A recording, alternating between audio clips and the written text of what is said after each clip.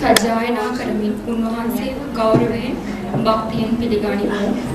ඒ වගේම ඉහළ කොටසේ ඉතා සීමිත ඉඩකඩ ප්‍රමාණයක් තිබෙන බැවින් පිටත ඉන්නා පිරිස එය කරුණාවෙන් තේරුම් ගන්නා ලෙස කියා සිටිමු.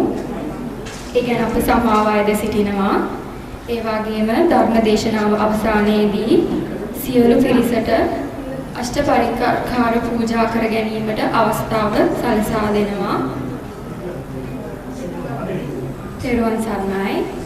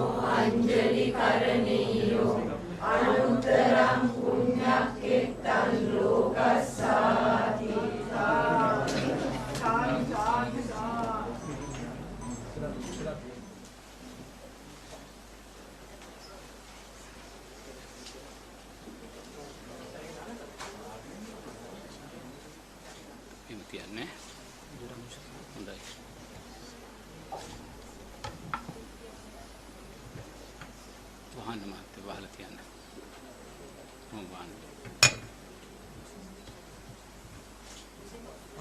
හරි මම පස්සේ බලන්න. හරිද? හොඳයි. තෙරුවන් සරණයි. තෙරුවන් සරණයි මාත සුවපත් වේවා දීර්ඝායුෂ සේවා. චතුරාර්ය සත්‍ය ධර්ම දේවා.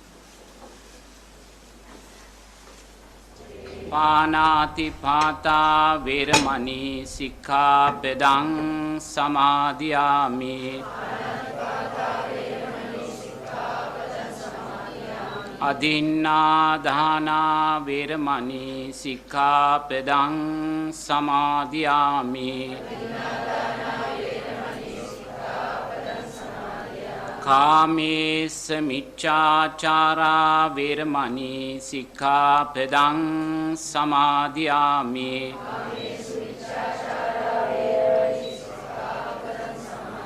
මුස්සාවාදා වේරමණී සික්ඛාපදං සමාදියාමි.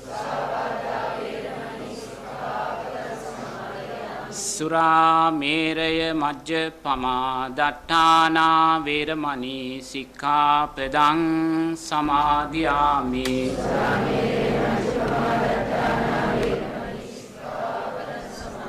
තිසරණේන සද්දින් පංචශීලං ධම්මං සාදුකං සුරක්ඛිතං කତ୍වා අප්‍රමාදේන සම්පාදේත. සමන්තා චක්කවාලේසු අත්‍රා ගච්ඡන්තු දේවතා සද්ධම්මං මුනි රාජස්ස සුනන්තු සග්ග මොක්ඛදං ධම්ම ශ්‍රවණ කාලෝ අයං භදන්තා. ධම්ම ශ්‍රවණ කාලෝ අයං භදන්තා. ධම්ම ශ්‍රවණ කාලෝ අයං භදන්තා. නමෝ තස්ස භගවතු අරහතෝ සම්මා සම්බුද්දස්ස. නමෝ තස්ස භගවතු අරහතෝ සම්මා සම්බුද්දස්ස. නමෝ තස්ස භගවතු අරහතෝ සම්මා සම්බුද්දස්ස. පින්වතුනි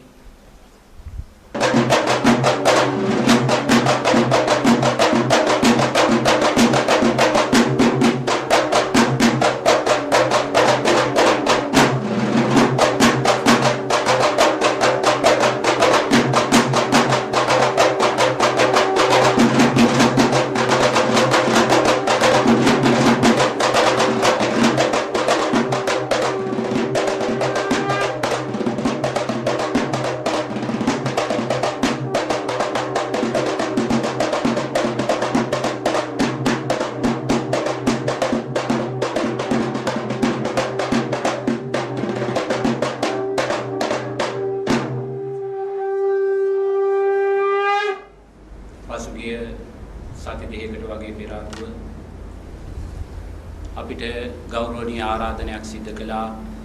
මේ ආකාරයෙන් මේ නිවසට වැඩම කරලා ලෝතර බුදුරජාණන් වහන්සේ දේශනා කළා වූ ඒ උතුම් වූ ධර්මයේ පිටක් දේශනා කරන්නයි කියලා. ඒ ආකාරයෙන් තමයි අද මේ පින්කම මේ ආකාරයෙන් සිද්ධ වෙන්නේ.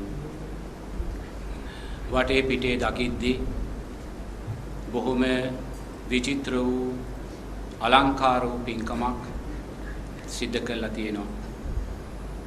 මේ විචිත්‍ර භාවයන් දකිද්දී මේ අලංකාර භාවයන් දකිද්දී මේ පින්කම සංවිධානය කළා වූ පින්වතුන්ලාගේ සිස්සතන් ලෝතර බුදුරජාණන් වහන්සේ උදෙසා ධර්ම රත්නයේ උදෙසා සංඝ රත්නයේ උදෙසා මොනසා විචිත්‍රද කියන කාරණය අපිට පැහැදිලි වෙනවා.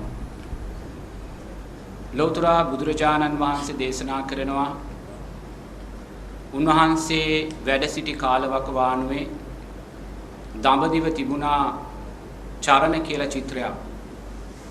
ඒ චරණ චිත්‍රය තමයි එදා දඹදිව තිබුණා වූ විචිත්‍රම චිත්‍රය. ඒ විචිත්‍ර චිත්‍රය දැකලා ලෝතර බුදුරජාණන් වහන්සේ දේශනා කරනවා මේ චිත්‍රයේ අංශයේ විචිත්‍රද මේ චිත්‍රය නිර්මාණය කළා වූ සිත්තම් කළා වූ සිත්තරාගේ සිත ඊටත් වඩා විචිත්‍රයි කියලා. මොකද ඒ සිත්තරාගේ සිතුවිලි තුලින් තමයි මේ තරම් ලස්සන චිත්‍රයක් නිර්මාණය වුණේ. එහෙමනම් මෙවැනි විචිත්‍ර වූ පින්කම් දකිද්දී ඒ පින්කම් සංවිධානය කළ අයගේ සිත් තෙරුවන් කෙරෙහි කොයිතරම්නම් ගෞරවනීය ආකාරයෙන් විචිත්‍රභාවයට පත් වූ සිස්සතන්ද කියන කාරණය අපිට පැහැදිලි වෙනවා. ඒ වගේම පින්වතුනි ලෝතර බුදුරජාණන් වහන්සේ දේශනා කරනවා මේ ලෝකය සංස්කාරයන් මුල් කරගත් ලෝකයක් කියලා. මම මේ මොහොතේ යම් දෙයක් අත්විඳිනවා නම් ඔබ මේ මොහොතේ යම් දෙයක් අත්විඳිනවා නම් ඒ සියල්ල පින්වතුනි අපි සංසාරයේ තුල කරගත්තා වූ සංස්කාර ධර්මයන්මයි. ඔබලා මේ මොහොතේ මේ මලින් සුවඳින් පාවඩ වලින් මගුල් බෙර වලින් මේසා ගෞරවනීය ආකාරයට මහා සංඝරත්නයේ හැටියට අපිට මේ පූජාවන් පවත්වන්නේ සංසාරයේ පින්වතුනි මංකලා වූ කුසල් විපාකයක ආනිසංසයක් මම මේ විඳින්නේ. වෙන කවුරුත් කළා වූ දෙයක් නෙමෙයි. සංසාරයක් පුරාවට සම්මා සම්බුද්ධ ශාසනවල ඉපදිලා මහා සංඝරත්නය අරමුණු කරගෙන කළා වූ විචිත්‍ර වූ පින්කම් වල කුසල් සංස්කාරයයි මා මේ මොහොතේ අත්විඳින්නේ. මේපසේ නැතුව මේක මං කළගත්තා වූ දෙයක්වත් තව කෙනෙක් කරගත්තා වූ දෙයක්වත් නෙමෙයි. දෙවියෙක් බ්‍රහ්මයෙක් කරගත්තා වූ දෙයක්වත් නෙමෙයි. සංසාරයේ මං කළගත්තා වූම කුසල් විපාකයක සංස්කාරයනුයි මා මේ මොහොතේ අත්විඳින්නේ. ඒ කුසල් විපාකය මං අත්විඳිනකොට පින්වතුල්ලා පින්වතුනි අනාගතයේදී මේ සම්මා සම්බුද්ධ ශාසනයේ පැවිදි උපසම්පදාව ලැබලා මේ ආකාරයෙන්ම විචිත්‍ර වූ ගෞරවයන්ට පාත්‍ර වීමට අවශ්‍ය කුසල් සංස්කාරයන් ජීවිතය තුලින් රැස් කරගත්තා. එක්කෙනෙක් කුසල් සංස්කාරයක් අත්විඳිනකොට තව කෙනෙක් අනාගතයේ විපාකයේ උදෙසා තමත් කුසල් සංස්කාරයක් රැස් කරගන්නවා.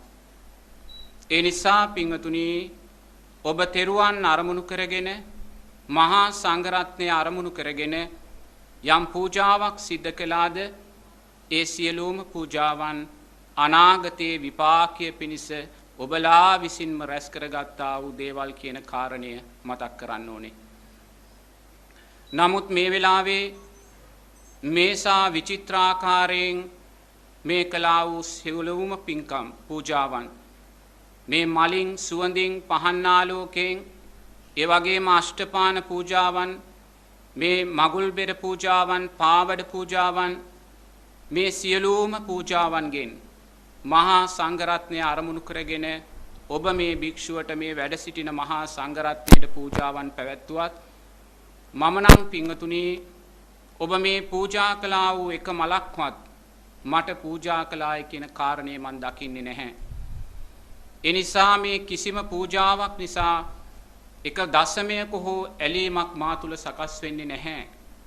මොකද ඔබ යම් පූජාවක් අපට සිද්ධ කළා නම් මහා සංඝරත්නය අරමුණු කරගෙන ඒ සංඝරත්නය අරමුණු කරගෙන ඔබ මේ පූජාව සිද්ධ කරන්න පින්වතුනි සංඝයා හැටියට අපේ යම් ගුණයක් දැකලා අපේ යම් සීලයක් අපේ යම් සමාධියක් අපේ යම් ප්‍රඥාවක් දැකලා එහෙමනම් පින්වතුනි ඒ ඔබ දැක්කා වූ ගුණය ඇති කරගන්න අපිට පාර පෙන්වුවේ ලෝතර බුදුරජාණන් වහන්සේමයි.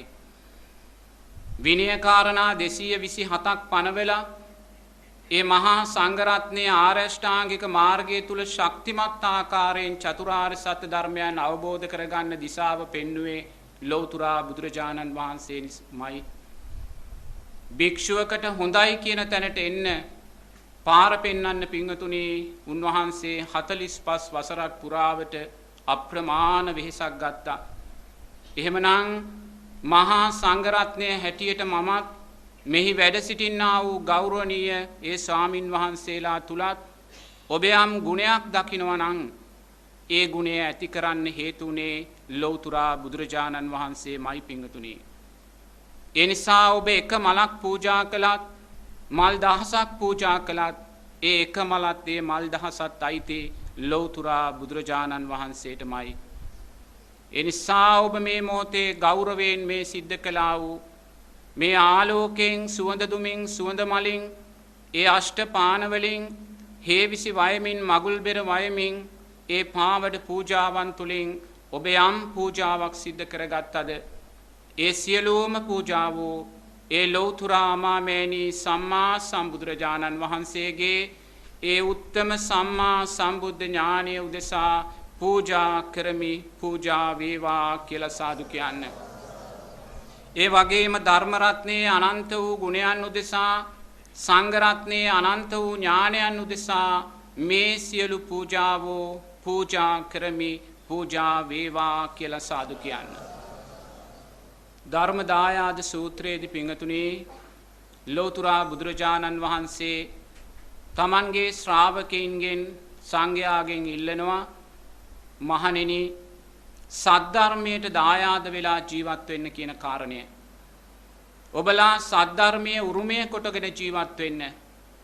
ලාභ සත්කාර කීර්ති ප්‍රශංසා වලට යට වෙන්න එපා, ඒවට ඇලෙන්න එපා. ඔබ ධර්මයට දායාද නොවි ජීවත් වුණොත් ගිහි පිංගතුල්ලා ඔබලාට චෝදනා කරાવી. ගිහි පිංගතුල්ලා ඔබලාට ගරහාවි කියලා ලෞතර බුදුරජාණන් වහන්සේ ශ්‍රාවකයින් වන අපගෙන් ඉල්ලා සිටිනවා.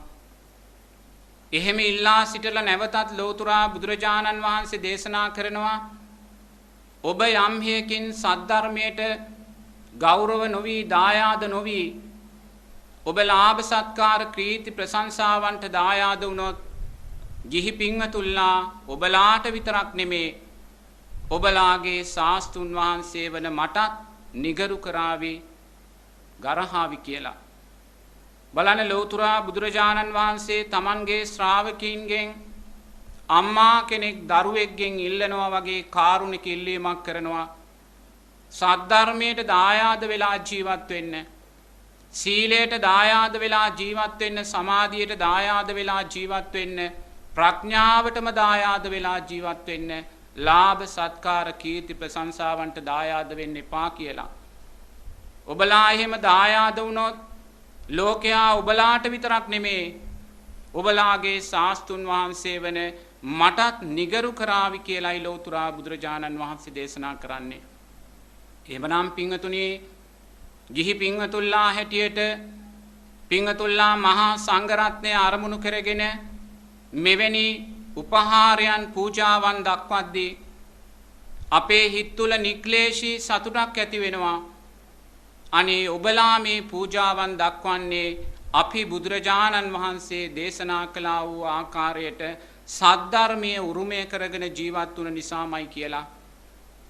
අන්නේ නික්ලේශී සතුට හිතේ දරාගෙනමයි මේ බණ ටික පිංගතුනි පිංගතුල්ලාට දේශනා කරන්නේ. මේ වගේ විචිත්‍ර වූ පින්කම් තුලින් අපේ රටේ අප්‍රමාණ පින්කම් සිද්ධ වෙනවා. ඒ වගේම මෙවැනි පින්කම් තුලින් ලෞතර බුදුරජාණන් වහන්සේ දේශනා කරනවා කාරණා තුනක් සිද්ධ වෙන්න පුළුවන් කියලා. මෙවැනි පින්කම් තුලින් පිංගතුනි දුගතිය කියන කාරණය සකස් කරගන්න පුළුවන්. මෙවැනි පින්කම් තුලින් සුගතිය කියන කාරණයක් සකස් කරගන්න පුළුවන්. මෙවැනි පින්කම් තුලින් විදර්ශනා නුවණ ඥානය කියන කාරණය සකස් කරගන්න පුළුවන්. මේ කාරණා තුනම පිංගතුනි පින්කමක් තුල සැඟවිලා තියෙනවා කියලා බුදුරජාණන් වහන්සේ දේශනා කරනවා. අපි දැකලා තියෙනවා මොනරා කියන පක්ෂියා. මේ මොනරා කියන පක්ෂියා පිංගතුනි පක්ෂී ලෝකේ විචිත්‍ර වූ පක්ෂියෙක්. මේ මොනරාට මේ විචිත්‍රභාවය ලැබෙන්නේ කුමක් නිසාද? එයා පෙර ජීවිතවල මනුස්ස ජීවිතයක ඉපදිලා කරගත්තා වූ පින්කම් වල අසිරිමත් භාවය නිසායි මොනරාට විචිත්‍රභාවයක් ලැබෙන්නේ. නමුත් මනුස්ස ජීවිතයක් ලබලා එයා පින්කම් සිද්ධ කරගත්තා. නමුත් සිල්පද ආරක්ෂා කරගෙන නෙමේ පින්කම් සිද්ධ කරගත්තේ. පංචශීලය ආරක්ෂා කරගෙන නෙමේ පින්කම් සිද්ධ කරගත්තේ. සිල්පද ආරක්ෂා නොකර ගැනීම නිසා සතර අපායට තිරිසන් ලෝකෙට වැටුණා. නමුත් කළා වූ පින්කම නිසා ඒ තිරිසන් ලෝකෙදී විචිත්‍රභාවය ලැබුණා. හේතුඵල ධර්මයන්. බුදුරජාණන් වහන්සේගේ කාලේ එක්තරා ගංගාවක පිංගතුණී ලස්සන මාළුවෙක් හිටියා. ඒ මාළුවා රත්තරන් පාටයි. රත්තරණින් නෙළුවා වගේ වර්ණවත් ඒ මාළුවා. නමුත් මේ මාළුවා කට ඇරිය ගමන් ප්‍රදේශෙම දුර්ගන්ධයක් පැතිරෙනවා, ඉන්න බෑ කාටවත්. මේ මාළුවා අල්ලලා ජනතාව අරගෙන යනවා බුදුරජාණන් වහන්සේ ළඟට. එතකොට බුදුරජාණන් වහන්සේ දේශනා කරනවා පිංගතුණී මේ මාළුවා පෙර කාශ්‍යප බුදුරජාණන් වහන්සේගේ කාලේ පැවිදි වෙලා හිටිය ස්වාමින් වහන්සේ නමක්. ඒ ස්වාමින් වහන්සේ පින්කම් සිද්ධ කළා. නමුත් සිල්පද ආරක්ෂා කරගත්තේ නැහැ. පිසුනා වාචා, පරුෂා වාචා, සම්පප්පලාපා, මුසාවාදා කියන සිල්පද ආරක්ෂා කරගත්තේ නැහැ. ඒ නිසා තිරිසන් ලෝකෙට වැටුණා, මාළු කුලයක ඉපදුනා. නමුත් අර වචනයෙන් සිද්ධ වෙන්නා වූ අකුසල් සිද්ධ කර ගැනීම නිසා කට අරිනකොටම මහා දුර්ගන්ධය හේතුඵල ධර්මයන්. ඒතර බලන්න පින්කම් සිද්ධ කළා, සීලෙන් පරිපූර්ණ භාවයට පත් උනේ නැහැ.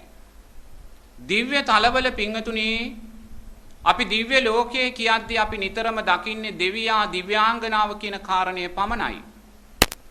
නමුත් ලෞතුරා බුදුරජාණන් වහන්සේ දේශනා කරනවා මේ දිව්‍ය තලවල පිංගතුණී දිව්‍ය සත්වයින් ජීවත් වෙනවා කියලා.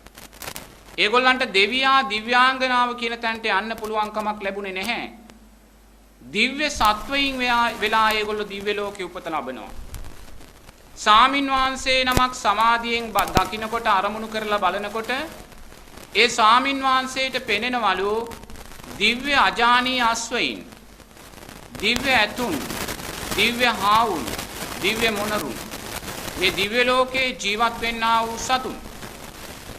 මෙතනදී ස්වාමින් වහන්සේට අරමුණු වෙනවලු දිව්‍ය අජානීය අස්වැයෙක්. ඒ දිව්‍ය අජානීය අස්වැයා අඩි 7ක් විතර උසයි. එයා අපේ මනුස්ස ලෝකයේ අස්වැයෝ වගේ කළු පාට, දුඹුරු පාට, සුදු පාට නෙමෙයි. එයා මොනරාගේ යම් විචිත්‍ර වර්ණයක්ද තියෙන්නේ, ඒසා විචිත්‍ර වර්ණයක් තමයි මේ අස්වැයාට තියෙන්නේ. එතකොට මේ දිව්‍ය අජානීය අස්වැයා පෙර ජීවිතේ කවුද කියලා ඒ ස්වාමීන් වහන්සේ අරමුණු කරලා බලද්දී උන්වහන්සේට පෙනෙන්නේ ගිය ජීවිතේ ඒ ස්වාමීන් වහන්සේ නමක්. පින්කම් සිද්ධ කළා, සීලේ දුර්වලභාවයන් තිබුණා. සීලේ දුර්වලභාවයන් තිබුණ නිසා දෙවියා දිව්‍යාංගනාව කියන තැනට යන්න පුළුවන් උනේ නැහැ. දිව්‍ය ලෝකයේ අජානීය අස්වැයෙක් වෙලා ආයුෂ වර්ණය සැපය බලයෙන් පිරුණා වූ අස්වැයෙක් හැටියට උප්පත්තිය ලැබුවා. ඒ කියන්නේ දැන් එයාට ඕනේ සිතූ සම්පතක් දිව්‍ය ලෝකේ ලැබෙනවා. ආයුෂ වර්ණය සැපය බලයේ පිරීලා. එයාට යම් තෘප්තියක් ආහාරයක් ලබන්න ඕන නම් දිව්‍ය ඕජාව තුලින් මේවා ලැබෙනවා. ඒ පින් ඔක්කොම තියෙනවා. නමුත් සීලෙන් දුර්වලභාවය නිසා දෙවියා දිව්‍යාංගනාව කියන තැනට යන්න පුළුවන්කම ලැබුණේ. අන්න එහෙනම් බලන්න පින්කමක් සිද්ධ කරද්දී ඒ පින්කම තුල දුගතිය කියන කාරණේ සැඟදිලා තියෙනවා. මොකද අපේ රටේ අප්‍රමාණ පින්කම් සිද්ධ වෙන රටක්. වෙසක් කාලය ගත්තත්, පොසොන් කාලය ගත්තත් ගොඩාක් පින්කම් සිද්ධ කරනවා. නමුත් සමහරු මේ පින්කම් සිද්ධ කරන්නේ පින්කම ඉවරුණාට පස්සේ පාවිච්චි කරන්න මත් වතුර ටික අරන් තියාගෙන. එහෙම නැත්නම් බොරු කියමින් තමයි පින්කම් සිද්ධ කරන්නේ. කාමයේ වරදවා හැසිරෙමින් තමයි පින්කම් සිද්ධ කරන්නේ. නැත්නම් මිච්ඡා ආජීවෙන් සොයාගත් මුදල් වලින් තමයි පින්කම් සිද්ධ කරන්නේ. සීලෙන් දුස්සීලභාවයටපත් වෙලා. සිල්පද බිඳිලා. සීලයට වටිනාකමක් ලැබිලා නැහැ. සීලයට වටිනාකමක් නොදීම නිසා අපි සතර අපායන්ට වැටෙනවා. පින්කම් නිසා අපිට ඒ සතර අපායේදී විචිත්‍රභාවය ලැබෙනවා. හේතුඵල ධර්මය. දෙවෙනි කාරණේ තමයි පින්වතුනි මෙවැනි පින්කම් තුලින් සුගතිය කියන කාරණේ සකස් කරගන්න පුළුවන්. යමෙක් තෙරුවන් කෙරෙහි ශ්‍රද්ධාවෙන් යුතුව, කර්මය කර්මඵල විශ්වාසයෙන් යුතුව, ඒ වගේම සිල්පද ආරක්ෂා කරගෙන මේ වගේ පින්කම් සිද්ධ කළොත් මැරෙන මොහොතේ මෙවැනි පින්කමක් මතක් වුණොත් සස්ත්‍රීක දිව්‍ය විමානවල දෙවියෙක් දිව්‍යාංගනාවක් වෙලා ඉපදෙනවා. සස්ත්‍රීක දිව්‍යාංගනාවක් දෙවියෙක් වෙලා. බුදුරයන් වහන්සේගේ කාලේ එක්තරා දෙවියෙක් හිටියා. බුදුරයන් වහන්සේ දේශනා කරන එයාගේ නම මාලබාරී. මාලබාරී දෙවියා. එයාට දිව්‍යාංගනාව 500ක් ඉන්නවා. මේ මාලබාරී දෙවියා හැමදාම බුදුරයන් වහන්සේ කියනවා නන්දන වනයේට යනවා කියලා. දිව්‍යාංගනාව 250ක් මල්ගස් වලට නගිනවා කියනවා. දිව්‍යාංගනාව 250 මල්ගස් වලට නැගලා මල් කඩලා බිමට දාද්දී අර පල්ලෙහා ඉන්න දිව්‍යාංගනාව 250 මලින් අර දෙවියාව සරසනවා. භාර්යාවන් මල් වලින්ම සරසන්නා වූ දෙවියා මාලබාරී කියලා බුදුරජාණන් වහන්සේ දේශනා කරනවා. ඒ පෙර ජීවිතයේ සංඝයා අරමුණු කරගෙන මලින්ම කළා වූ පින්කම් වල විපාකයන්. සුගතිය තියෙනවා මේ පින්කම් වල. නමුත් ඒ සුගතිය ලබන්න නම් සිල්පද 5 ආරක්ෂා කරගෙන මෙවැනි පින්කමක් මැරෙන වෙලාවේ මතකෙට ආවොත් සස්ත්‍රීක මනුස්ස ජීවිතයක්. ආයුෂ වර්ණය සැපය බලෙන් පිරුණා වූ මනුස්ස ජීවිතයක් නියතයි. ඒ වගේම සස්ත්‍රීක වූ දිව්‍ය විමානයක් නියතයි කියන කාරණේ බුදුරජාන් වහන්සේ දේශනා කරනවා. ඒ කියන්නේ දුගතියත් අතන තියෙනවා. අපි අදක්ෂ වුණොත්, දක්ෂ වුණොත් සුගතිය කියන කාරණේත් මෙතන වඩාත් දක්ෂයා මොකද කරන්නේ? විදර්ශනා නුවණ සකස් කරගන්නවා මෙවැනි පින්කම් තුලින්. එයා විදර්ශනා නුවණ සකස් කරගන්නේ කුමකින්ද? එයා දැන් සුගතිය කියන කාරණය දැක්කා. සුගතියේ දෙවියෙක් වෙනවායි කියන කාරණය දැක්කා. සුගතියේ මිනිස්සෙක් වෙලා ඉපදෙනවායි කියන කාරණය දැක්කා. එහෙම දැකලා එයා කල්පනා කරනවා දෙවියෙක් වුණත් ඒ සංස්කාරයනුත් අනිත්‍යයි. කොච්චර සස්ත්‍රීක මිනිස්සෙක් වුණත් ඒ සංස්කාරයනුත් අනිත්‍යයි. එහෙනම් අනිත්‍ය වූ දෙයකට බැඳෙනවා කියන්නේ දුකට බැඳෙනවා. ඒ නිසා යා සංස්කාරයන්ට බැඳෙන්නේ නැහැ. එයා නුවණින් මෙනෙහි කරනවා. බුදුරජාණන් වහන්සේ දේශනා කරනවා මහපාරේ හරහා යන කඩිරැලක් පෙන්නලා ආනන්ද මේ කඩිරැලේ ඉන්න හැම කඩියෙක්ම සංසාරේ සක්විති රජ වෙලා ඉඳලා තියෙනවා කියලා. ඒ කියන්නේ මේ කඩිරැලේ ඉන්න සෑම කඩියෙක්ම සංසාරේ සක්විති රජ කෙනෙක් වෙලා ඉඳලා තියෙනවා. මේ තිරිසන් ලෝක ගැන කියන්නේ. එහෙනම් මේ කඩිරැලේ ඉන්න කඩි හැම දෙනෙක්ම සක්විති රජ වෙලා තියෙනවා නම් ඔබලා කී වතාවක් සක්විති රජ වෙලා ඉන්නේ නැද්ද? අවුරුදු 84000ක් ආයුෂ. එයාට දිව්‍ය තලයේම බහිනවා ස්ත්‍රී රත්නයක්. පංච කල්යාණයෙන් බබලන ස්ත්‍රී රත්නයක්. එර්දියෙන් යන ඇතෙක් ලැබෙනවා. එර්දියෙන් යන අස්වැක් ලැබෙනවා. මහ පොළොව යට තියෙන ඕනෙම සම්පතක් දිවසින් කියන්න පුළුවන් පුරෝහිත බමුණෙක් ලැබෙනවා. මුළු ලෝකෙම දිග්විජය කරන්න පුළුවන් පුත්තු දහසක් ලැබෙනවා. එනම් බලන්න එවැනි අසිරියක් අපි ලබලා තියෙනවා සංසාරේ.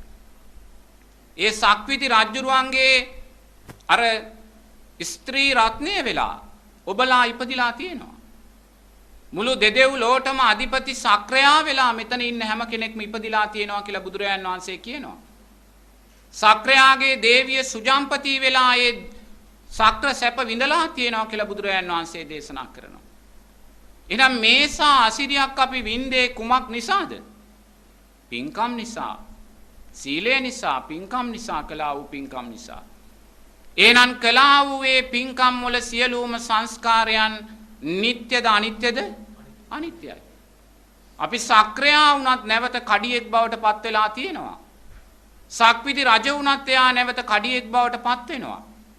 එහෙනම් මේ මොහොතේ අපි යම් පිනක් යම් කුසලයක් යම් සංස්කාරයක් රැස් කළාද මේ සංස්කාරයෝ අනිත්‍යයි කියන කාරණය දැක්කනම් මේ සංස්කාරයන් නිසා අපි දෙවියෙක් වේවා කියලා ප්‍රාර්ථනා කරනවා නම් ඒ ප්‍රාර්ථනා කරන්නේ අනාගත පංච උපාදානස්කන්ධයක් කියන කාරණය දකිනවා නම් මේ පින්කම් තුලින් නැවත මිනිස්සෙක් වේවා කියලා ප්‍රාර්ථනා කරනවා නම් ඒ ප්‍රාර්ථනා කරන්නේ අනාගත පංච උපාදානස්කන්ධයක් කියන කාරණය දකිනවා නම් මෙවැනි පින්කම් තුලින් ප්‍රාර්ථනා කරන්නේ බ්‍රහ්මෙක් වේවා කියලා නම් ඒ බ්‍රහ්මයා කියලා කියන්නේ අනාගත පංච උපාදානස්කන්ධයක් කියලා කාරණය දකිනවා නම් පංච උපාදානස්කන්ධය කියන්නේ දුකක් කියන කාරණය දකිනවා නම් අන්න පිංගතුනි භව නිරෝධයට අවශ්‍ය වෙන්නා වූ විදර්ශනා නුවණ අපි තුලින් සකස් වෙනවා. භවයට බැඳෙන්නේ නැහැ. දෙවියා කියන රූපේ මතක් වෙනකොට ඒ රූපය අනිත්‍ය සංඥාවට ගන්නවා. මේ සංස්කාරයක් මේ සංස්කාරයෝ අනිත්‍යයි. බ්‍රහ්මයා කියන රූපය මතකෙට එනකොට අනිත්‍ය සංඥාවට ගන්නවා. මේ බ්‍රහ්මයා කියන රූපයත් අනිත්‍යමයි.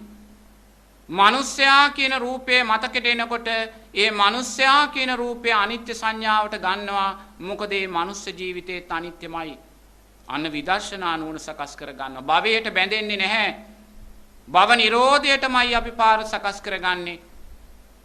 ලෞතර බුදුරජාණන් වහන්සේ දේශනා කරනවා අපි මේ ආවා වූ භව ගමන එක්තරා බමුණෙක් ලෞතර බුදුරජාණන් වහන්සේගෙන් විමසනවා භාග්‍යවතුන් වහන්සේ අතීතයේ මේ ලෝකේ සම්මා සම්බුදුරජාණන් වහන්සේලා කොච්චර පහළ වෙලා තියෙනවද කියලා.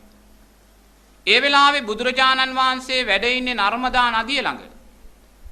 බුදුරජාණන් වහන්සේගේ මේ බමුණාගෙන් අහනවා බමුණ ඔබ දන්නවද මේ නර්මදා නදිය පටන් ගන්න තැන ඉඳලා මුහුදට වැටෙන තැන දක්වා තියෙන වැලිකඩ සංඛ්‍යාව කියලා. ඒ වෙලාවේ බමුණ කියනවා ඒ කෙසේනම් මං කියන්නද භාග්‍යවතුන් වහන්සේ. මේ ගඟෙන් අතට ගන්නා වූ වැලි අහුර තියෙන වැලිකඩ ගන්නවත් මට කියන්න. එහෙමනම් බමුණ ඔබ දැනගත යුතුයි මේ නර්මදා නදියේ තියෙන වැලිකඩ සංඛ්‍යාව ගණනකින් කියන්න බෑ වගේ අතීතේ පහළ වුණා වූ බුදුරජාණන් වහන්සේලා මෙපමණයි කියලා ගණනකින් කියන්න බෑ කියලා. එහෙනම් බලන්න ඒසා සම්මා සම්බුද්ධ ශාසන පසු කරගෙන ආවා. ඒ පසු කරගෙන ආ වූ සම්මා සම්බුද්ධ ශාසනවල බෞද්ධයින් හැටියට ඉපදිලා බුද්ධෝත්පාද කාලවල ඉපදිලා අපි බුදුරජාණන් වහන්සේලා උදෙසා දැල්වා වූ පහන් ආලෝකයන් එක පිටක් කළොත් බුදුරයන් වහන්සේ දේශනා කරනවා එය මේ හිරුගේ ආලෝකයට වඩා ප්‍රභාස්වරයි කියලා. තේරුණාද? සම්මා සම්බුද්ධ ශාසනවල අපි බුදුරජාණන් වහන්සේලා උදෙසා දැල්වා වූ පහන් ආලෝකයන් මේ භව ගමනේදී එක පිටක් කළොත් එය මේ ඉරේ ආලෝකයට වඩා ප්‍රභාස්වරයි කියලා බුදුරයන් වහන්සේ දේශනා කරනවා. ඒ වගේමයි මේ අතීත සම්මා සම්බුද්ධ ශාසනවල ඉපදිලා බුදුරජාණන් වහන්සේලා උදෙසා පූජා කළා වූ මල් එක ගොඩක් කළොත් එය ගිච්ඡ කූට පර්වතයේ ප්‍රමාණය පරාද කරනවා කියලා බුදුරජාණන් වහන්සේ දේශනා කරනවා. එහෙනම් ඒසා පහන් ආලෝකයන් ඒසා මලින් අපි ලෝතුරා බුදුරජාණන් වහන්සේලා පූජා කරලා තියෙනවා. ඒ විතරක් නෙමේ අපි මිත්‍යා දෘෂ්ටික භාවයන්ට වැටිලා ඒ කියන්නේ අබුද්ධෝත්පාද කාලවල වල ඉපදිලා අපි මිත්‍යා දෘෂ්ටික දෙවියන්ට මිත්‍යා දෘෂ්ටික බ්‍රහ්මයින්ට ගස්වලට ගල්වලට අපි පත්තු කළා වූ පහන් ආලෝකයන් එක පිටක් කළොත් එයත් හිරුගේ ආලෝකය පරාද වෙනවා කියලා බුදුරජාණන් වහන්සේ දේශනා කරනවා. ඒසා මිත්‍යා දෘෂ්ටික භාවයන්ට පත් වෙලා අපි මිත්‍යා දෘෂ්ටික බලවේගයන්ට පහන් පත්තු කරනවා. දැන් මේ මොහොතේ ධර්මයේ සම්දිට්ඨිකව තියෙනවා. නමුත් තව අවුරුදු 200ක් 250ක් යනකොට මේ ධර්මයේ සම්දිට්ඨික භාවය ධර්මයේ අතුරුදහන් වෙලා යනවා. චතුරාර්ය සත්‍යයක් ලෝකයේ ඇහෙන්නේ නැහැ. ආරෂ්ඨාංගික මාර්ගයක් ලෝකයේ ඇහෙන්නේ නැහැ. ඉන් පස්සේ ආයිමත් මෛත්‍රී බුදුරජාණන් වහන්සේ පහළ වෙන්න තව අවුරුදු ලක්ෂ ගාණක් යනවා. අවුරුදු 80000ට ආයුෂ තියෙන මිනිස්සුયો බිහි වෙන්න ඕනේ මෛත්‍රී බුදුරජාණන් වහන්සේ පහළ වෙනකොට. ඒ කියන්නේ අවුරුදු ලක්ෂ ගානක බුද්ධ ශූන්‍ය කාලයක් අබුද්ධෝත්පාද කාලයක්. අපි පහනක් පත්තු කළොත් පත්තු කරන්නේ මිත්‍යා දෘෂ්ටික බලවේගයටමයි. මිත්‍යා දෘෂ්ටික දෙවියෙක්ට මිත්‍යා දෘෂ්ටික බ්‍රහ්මයෙක්ට ගහකට ගලකටමයි අපි පහනක් පත්තු කළොත් පත්තු කරන්නේ මේ අවුරුදු ලක්ෂ ගානේ. ආයිමත් මෛත්‍රී බුදුරජාණන් වහන්සේ සම්මා සම්බුද්ධත්වයට පත් වෙලා අවුරුදු 80000ක් ඒ ශාසනය පැවතිලා බුදුරජාන් වහන්සේ දේශනා කරනවා කල්ප විනාශයක් සිද්ධ වෙනවා කියලා. ඉරවල් 7ක් පායලා මේ පෘථුවිය අලු දූවිලි වෙනවා කියනවා. ඒ කාලෙදි පින්වතුනි කල්ප ගානක බුද්ධ ශූන්‍ය කාලයක්. බුදු කෙනෙක් නැහැ. අවුරුදු ලක්ෂ ගානක නෙමේ කල්ප ගානක බුද්ධ ශූන්‍ය කාලයක්. අපි නිවන් අවබෝධ කර නොගත්තොත් අපි සතර අපායෙන් එතර වෙලා හිටියේ නැත්තම් මේ අවුරුදු ලක්ෂ ගණන් මේ කල්ප ගණන් වූ බුද්ධ ශූන්‍ය කාලවලදී අපි මිත්‍යා දෘෂ්ටික දෙවියන් බ්‍රහ්මයන් තමයි අපි පහම්පත්තු කරන්නේ. ධර්මයක් ලෝකේ නැහැ. ගස්වලටමයි ගල්වලටමයි අපි පහම්පත්තු කරන්නේ.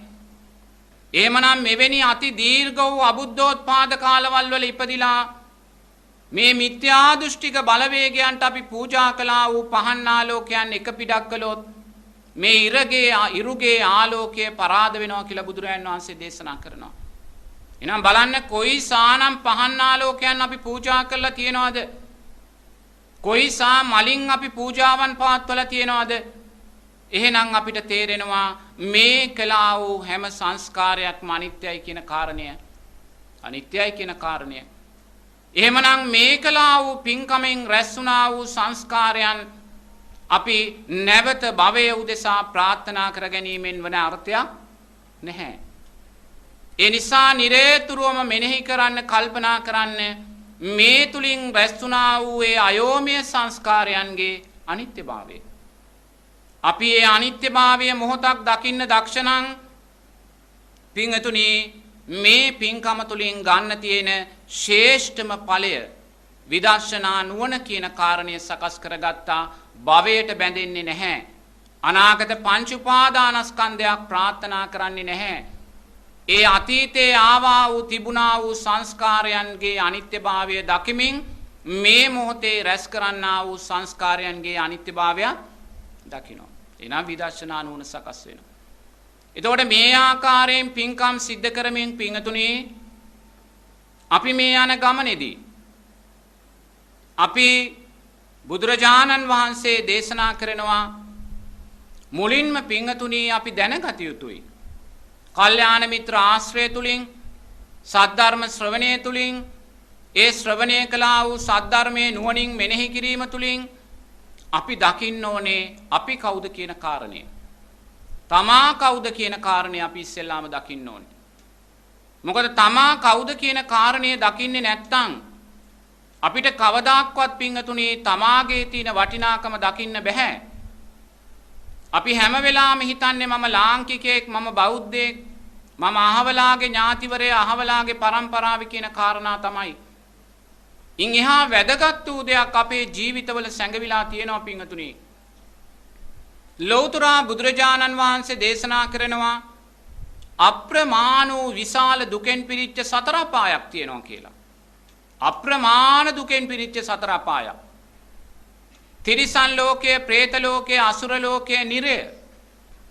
මේ සතර අපායෙන් පින්තුණි අපේ මස්සහැට පේනවා තිරිසන් ලෝකය. එතකොට මේ මස්සහැට පේන්නා වූ තිරිසන් ලෝකයේ තිරිසන් සත්වයා විඳින්නා වූ දුක අපිට පේනවා. මොනසා දුකක් තිරිසන් ලෝකයේ සත්වයන් විඳිනවද කියන කාරණේ. ඒ වගේමයි තිරිසන් ලෝකයේ විශාලත්වය අපිට පේනවා. ඒ අක්කරය තුල පින්තුණි මේ ලංකාවේ ජනගහණයට වඩා මාළු ඉන්නවා. තිරිසන් ලෝකයේ සරා විශාලයි. ඒ වගේමයි പ്രേත ලෝකයේ, නිරය, අසුර ලෝකය. ලෞතර බුදුරජාණන් වහන්සේ දේශනා කරනවා මේ ලෝක ධාතුවේ පින්තුණි අප්‍රමාණ දුක් විඳින සත්වයින් ඉන්න මෙන්න මේ ලෝකවල දෙකේ කියලා, പ്രേත ලෝකයේ, නිරය කියන කාරණය. මොකද සාමාන්‍යයෙන් අපි දුකයි කියලා කියන්නේ මේ මනුස්ස ලෝකයේ දුක් විඳින මිනිස්සෙක් දැකලා, ඉන්න හිටින්න තැනක් නැති යාචක මහත්මයෙක් දැකලා අපි මේ දුකයි කියන කාරණේ දකිනවා. අනාථ කඳුරක දුක් විඳින අම්මා කෙනෙක්, තාත්තා කෙනෙක්, දරුවෙක් දැකලා අපි මේක දුකයි කියලා විඳිනවා, දකිනවා. ඔය රූපවාහිනියේ පෙන්නන විදේශ රටවල යුද්ධ වලට මැදි වෙලා අප්‍රිකානු රටවල් වල කන්න නැතුව මන්ද පෝෂණය හැදිලා අර දුක් විඳින අසරණ ඇටකොටු වගේ වෙච්ච දරුවෝ දිහා බලලා අපි හිතනවා මේක තමයි දුකයි කියන කාරණය. නමුත් පින්තුණි මේ ලෝකයේ සත්වයා විඳින දුකට සාපේක්ෂව මේ මනුස්ස ලෝකයේ කිසිම කෙනෙක් දුකක් කියන කාරණේ විඳින්නේ නැහැ. ඒක අපි තේරුම් ගන්න ඕනේ. මේ මනුස්ස ලෝකයේ සත්වයා විඳින්නා වූ දුක දැකලා මේකයි දුක කියන කාරණේ සකස් කරගන්න එපා. එහෙම කළොත් අපි මුලාවට වැටෙනවා. සමහර අනාථ කඳවුරක දරුවෙක් ඉන්න පුළුවන්. එයා වේල් දෙක තුනක් කන්න නැහැ ඇට සැකිල්ලක් වගේ මූණ පුරා මැස්සෝ වහලා. ඊටාම දකින්න අප්‍රසන්නයි. නමුත් පින්වතුනි මම කියන්නේ ඒ දරුවත් සැපයක් විඳින්න කියලා. මොකද ඒ දරුවා මැරුණට පස්සේ වල දාන්න සමාජ සේවා සංවිධානයක් හරි ඉන්නවා. ඒ දරුවාට කැඳ උගුරක් හරි කට දාන සමාජ සේවා සංවිධානයක් ඉන්නවා. ඒ නිසා പ്രേත ලෝකේ නිරේ විඳින්නා වූ සත්වයන් විඳින දුකට සාපේක්ෂව පින්තුණි ඒ අසරණ දරුවා විඳින්නේ සැපයක්. නමුත් අපි දකින්න ඕනේ මේ සංසාර බය සකස් කරගන්න නම් මේ සංසාරයෙන් එතර වෙන්න ඕනේ කියන චිත්තය ඇති කරගන්න නම් මේ සතර අපායේ සත්වයා විඳින දුකම දකින්න කියලායි බුදුරජාන් වහන්සේ දේශනා කරන්නේ. බුදුරජාන් වහන්සේ දේශනා කරනවා പ്രേත ලෝකේ പ്രേතෙක් ඉන්නවා. එයාගේ පිංගතුණී S2 ගිනි ගන්නවා. එයා යම් දවසක പ്രേත ලෝකේ ඕපපාතිකව උපතක් ලැබුවද ඒ ඕපපාතික උපත ලැබූ දා පටන් එයා කවදා හරි പ്രേත ලෝකයෙන් චුත වෙලා නිරයට යන දාක් දක්වා එයාගේ S2 ගිනි ගන්නවා. එයාට S ගිනි නිවා ගන්න බෑ. අකුසල් විපාකයක්. දැන් ඔබ දකින්න ඔබේ S2 ගිනි ගත්තොත් ඔබට පුළුවන් මේ ගින්න නිවා ගන්න. වතුර ගහලා හරි. නමුත් මේ പ്രേතයාට ගින්න නිවා ගන්න තේරුමක් නැහැ. අකුසල් විපාකයේ නිසාම එයා මුළු പ്രേත ජීවිත කාලයම S2 ගිනි ගනිමින් ජීවත් වෙනවා. ඔබේ S2 ගිනි ගන්නවා නම් ඔබ දකින්න ඔබ කොයිසා දුකක් විඳිනවද කියලා. නමුත් මේ പ്രേතයා මුළු ජීවිත කාලෙම මේ දුක විඳිනවා. පෙර ජීවිතයේ අනුන්ගේ දියුණුවට ඊර්ෂ්‍යා කළා. පෙර ජීවිතයේ අනුන්ට අධ්‍යාපනය කරනකොට ඊට වඩා කීර්තිමත් ඉස්සරහට යනකොට අන්න ඊර්ෂ්‍යාව සකස් කරගන්නවා. අනුන්ගේ දියුණුව කැමති වෙන්නේ නැහැ. මෙවැනි අකුසල් නිසා පින්වතුනි එයාගේ ඇස් ගිනි ගන්නවා. ඒ ඇස් වලින් ලෝකය බලන්න එයාට අයිතිය අකුසල් විපාක. තව പ്രേතෙක් ඉන්නවා කියනවා ලෞතුරා බුදුරජාණන් වහන්සේ. එයාගේ ඇස් දෙකෙන් ආලෝක දෙකක් විහිදෙනවා. නමුත් එයා പ്രേත ලෝකේ ඉන්න උපාදාන පත්‍යා භවෝ කියන ධර්මතාවය තුල උපාදානයේ සකස් වුනේ තෘෂ්ණා පත්‍යා උපාදාන. කුමක් කෙරෙහිද තෘෂ්ණාව සකස් වුනේ? ඊට අදාළව പ്രേත ලෝකයට ආවා. ගේ දොර කෙරෙහි උපාදානයේ සකස් වුණා. නැත්නම් අඹදරුවෝ කෙරෙහි උපාදානයේ සකස් වුණා. ඒ නිසා പ്രേත ලෝකයට. නමුත් කළා වූ කුසල් විපාකයක් නිසා එයාගේ ඇස් දෙකෙන් ආලෝක දෙකක් විහිදෙනවා. බල්බ් දෙකක් වගේ ආලෝක දෙකක් විහිදෙනවා. പ്രേත ලෝකයට වැටුණත් එයාට එතන කුසල් විපාකයක් තිබෙනවා. තව പ്രേතෙක් ඉන්නවා කියනවා බුදුරජාණන් වහන්සේ. යා සෙම ටිකක් සොටු ටිකක් කෑවත් ඒ මොහොතේම එයා වමනි කරනවා. එයාට කුසට ආහාරයක් ගන්න පිනක් නැහැ. කුසට ආහාරයක් ගන්න පිනක් නැහැ. සෙම ටික සොටු ටික ගත්තත් ඒ මොහොතේ මෙයා වමනය කරමින් ඉන්නේ. පෙර ජීවිතේ දන් දුන්නේ නැහැ. දන් දෙන අය වැළැක්කුවා. මෙවැනි අකුසල් විපාකයන් නිසා പ്രേත ජීවිතය ගත කරන තාක්කල්ම ඒ දුක තුල ඉන්නවා. තව പ്രേතෙක් ඉන්නවා කියනවා එයා නිරේතුරුවම පිංගතුණි ලේවමනය කරමින් ජීවත් වෙන්නේ. එයාගේ වමනය ලේ. පෙර ජීවිතේ සාංගික දේවල් අනුභව කළා. සංඝයාට පූජා කරපු දේ සංඝයාගේ අනුමැතියකින් තොරව අනුභව කළා, පාවිච්චි කළා. ඒවායේ අකුසල් විපාක නිසා ඒගොල්ලෝ මැරිලා ගිහිල්ලා പ്രേත ලෝකවල ඉපදුනාට පස්සේ ලේවමනය කරමින් ජීවත් වෙන්නේ ඒ අකුසල් විපාකයේ. මොයි කොයි සානන් දුක්ඛිත වූ ලෝකයක්. එතකොට මේ പ്രേත ලෝකයේ කිසිම කෙනෙක් තුල මෛත්‍රිය කියන කාරණයක් සකස් වෙන්නේ නැහැ. මේ දුක වේදනාව නිසාම ද්වේෂයමයි සකස් වෙන්නේ, ව්‍යාපාදයමයි සකස් වෙන්නේ. പ്രേතයේ හිතේ කවදාක්වත් පින්වතුනි මෛත්‍රියක් සකස් වෙන්නේ නැහැ. දුක වැඩි නිසාම ද්වේෂය ගැටෙන සිතමයි සකස් වෙන්නේ. දැන් කාමයේ වරදවා හැසිරිච්ච ප්‍රේතයෝ പ്രേත ලෝකෙට වැටුනහම මුළු ශරීරෙම කුණු වෙලා ඉපදෙන්නේ. ඕපපාතිකව පහළ වෙනකොටම පින්වතුනි කුණු වෙන ශරීරයක් තියෙන්නේ.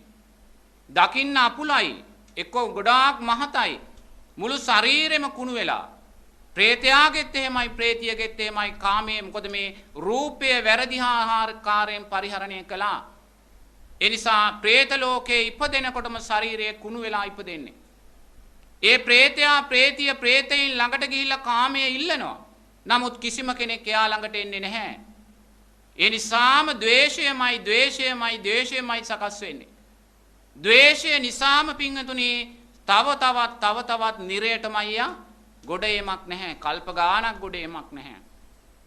නමුත් ප්‍රශ්නය තියෙන්නේ ඔබත් මමත් පින්වතුනි මේ තැන හිටියා. කල්ප ගණන් මේ പ്രേත ලෝක වලට වැටිලා අසුර ලෝක වලට නිරයට වැටිලා තිරිසන් ලෝක වලට හිටියා. මම ලැජ්ජ නැහැ හිතන්න මම තිරිසන් ලෝකෙ හිටියේ නැහැ කියලා. මමත් කල්ප ගණන් තිරිසන් වෙලා ඉපදිලා හිටියා. කල්ප ගණන් പ്രേත ලෝක වල ඔය විදියට සෙම්සොටු කකා ලේවමනේ කරමින් ඉපදිලා හිටියා. කල්ප ගණන් කුණු වෙලා ශරීරේ කාමයේ වරදවා හැසිරලා ඉපදිලා හිටියා. මේ සියලුම පෙරේතයෝ කියන්නේ පින්වතුනි පෙර ජීවිතයක ලක්ෂණ මිනිස්සුමයි. නමුත් බලන්න මෙවැනි പ്രേත ලෝකයකින් මිදෙන්න අපිට මේ ජීවිතයේ දක්ෂභාවය තිබුණා. ඒතර බුදුරජාන් වහන්සේ නිරය ගැන දේශනා කරනවා. දේවදූත සූත්‍රයේදී බුදුරජාන් වහන්සේ දේශනා කරනවා නිරයට සත්වයෙක් ගිහිල්ලා වැටුණාට පස්සේ එයාව ගිනියම් වූ යකඩේ යමපල්ලන් විසින් ඇවිද්දනවා කියලා. ගිනියම් වූ යකඩේ ඇවිද්දනවා නිදි කරවනවා. නිවසේ අඩක් හදමින් ඉද්දි පිංගතුනි මේ මහත්මයා මැරෙනවා මිය යනවා. පපුවේ අමාරුවක් හැදිලා. ඒ මිය ගියාට පස්සේ ස්වාමින් වහන්සේ නමක් අරමුණු කරලා බල්ලා තියෙනවා මේ මැරිච්ච මහත්මයා නැවත උපත සකස් කරගත්තේ කොතනද කියන කාරණය. ඒ වෙලාවේ මහත් ස්වාමින් වහන්සේ දකින්නවලු අර හදමින් පැවතියා වූ නිවසේ මුල්ගල බදාගත්ත බහිරවෙක් වෙලා උප්පත්තිය ලැබලා තියෙනවා. තෘෂ්ණාපච්චය උපාදාන. කුමක් කෙරෙහිද තෘෂ්ණාව සකස් වුනේ? ඊට අදාළවයි උපාදානය සකස් වෙන්නේ. එතකොට තෘෂ්ණාව සකස් වුනේ කුමක් කෙරෙහිද? අර ජීවිත කාලය තුරම හරිහම්බ කළා වූ ධනෙ යොදලා හදපු නිවස. මැරෙන වෙලාවේ මතක් වුණේ නිවස. උපාදාන පච්චයා භවෝ. ඒ උපාදානයට අදාළව භවය සකස් වුණා බහිරවේ. බලන්න මෙච්චර ලස්සන මනුස්ස ජීවිතයක් ලැබලා මෙච්චර වටිනා දුවදරුවෝ ලැබලා මෙච්චර ස්වාමින් වහන්සේලා බණ කියන රටේ මෙච්චර පින්කම් සිද්ධ වෙන රටේ තමන් ලබා ගත්තා වූ උතුම් මනුස්ස ජීවිතය සතර පායටයි දාගන්න. එන්නේ ඒකයි බලන්න. මේ ලෝකයේ එක පාලකෙක් හිටියා. එයා යුරෝපීය රටක පාලකෙක්. මේ පාලකයාගේ කාලෙදී අවුරුදු 10ක්ද 12ක්ද ඒ කාලය තුල අප්‍රමාණ මනුස්ස ඝාතන සිද්ධ වුණා. මේ ලෝකයේම වන්දනා කරපු ලෝකයේම ගරු කරපු පාලකෙක්. මේ පාලකයා මැරුණාට පස්සේ අපි දන්න ස්වාමින් වහන්සේ කෙනෙක් අරමුණු කරලා බලලා තියෙනවා මේ පාලකයා මැරිලා උප්පත්තිය ලැබුවේ කොහෙද කියලා. එතකොට ඒ ස්වාමීන් වහන්සේට අරමුණු වෙන්නේ ඌරු පැටියෙක් හැටියට උප්පත්තිය. ඇයි? නැවත මැරුම් කන්න. මොකද එයාගේ කාලය තුල අප්‍රමාණ වූ මනුස්ස ඝාතන සිද්ධ වුණා යුද්ධයේ නාමයෙන්. ඒ නිසාම මැරෙන වෙලාවේ මේවා සිහිපත් වෙලා ඊට අදාළ ප්‍රතිසන්දියකට තමයි වැටුනේ. දැන් එයා මාස 6න් 6ට ජීවිතේ නැති කරගන්නවා. බලන්න අරසා මුළු ලෝකේම පූජිතභාවයට පත් වෙන්න මුළු ලෝකේම වන්දනාවට ලක් වෙන්න පුළුවන් වෙච්ච අය එක මොහොතකින් පින්වතුනි සතර පායට වැටුණා. එහෙමනම් කල්පනා කරන්න ඔබලා ලබා ගත්තා වූ උපත කොයිසානං ශ්‍රේෂ්ඨ උපතක්ද මේසා බියකර වූ විසම වූ සතර පායකින් මිදිලා ලබා ගත්ත නිසා. දෙවෙනි කාරණය තමයි පින්වතුනි අප්‍රමාණ වූ කෝටි ප්‍රකෝටි ගාණක් මිත්‍යා දෘෂ්ටික ලෝකයක් අපි ඉස්සරහා තියෙනවා. මිත්‍යා දෘෂ්ටික ලෝකයක්. කර්මය කර්මඵල විශ්වාසය හඳුනන්නේ නැහැ. තෙරුවන් කෙරෙහි ශ්‍රද්ධාව හඳුනන්නේ නැහැ. සීලයක් රැක්කොත් දානයක් දුන්නොත් එහි ආනිසංස තියෙනවායි කියන කාරණය හඳුනන්නේ නැහැ. මැරිලා හේතුඵල ධර්මයන්ට අනුව නැවත උපදිනවායි කියන කාරණය දන්නේ නැහැ. අම්මා තාත්තාගේ ගුණයන් තියෙනවායි කියන කාරණය දන්නේ නැහැ. මිත්‍යා දෘෂ්ටිකයි. මෙවැනි කෝටි ප්‍රකෝටි ගාණක් වූ මිත්‍යා දෘෂ්ටික ලෝකයක් අපි ඉදිරියේ තියෙනවා. මෙවැනි කෝටි ප්‍රකෝටි ගාණක් වූ මිත්‍යා දෘෂ්ටික ලෝකය අභිබවලා අපි සම්මා දිට්ඨියටපත් වෙන්න පුළුවන් දක්ෂභාවය ලැබුණා. ඒතර බාන්නේ මිත්‍යා දෘෂ්ටික ලෝකය කියන්නේ නිරතුරුවම අකුසලයේ කරාමයි ගමන් ගන්න. ඒගොල්ලන්ට කුසල අකුසල් පිළිබඳ විශ්වාසයක් නැහැ. හොඳ නරක පිළිබඳ විශ්වාසයක් නැහැ. පිනක් කළොත් ඒකේ විපාක තියෙනවා කියලා විශ්වාසයක් නැහැ. මරුණාට පස්සේ දෙවියන් වහන්සේ ළඟට ගියායි කියන විශ්වාසයයි තියෙන්නේ. ඒ නිසා මේගොල්ලෝ දුකෙන් දුකටම යනවා.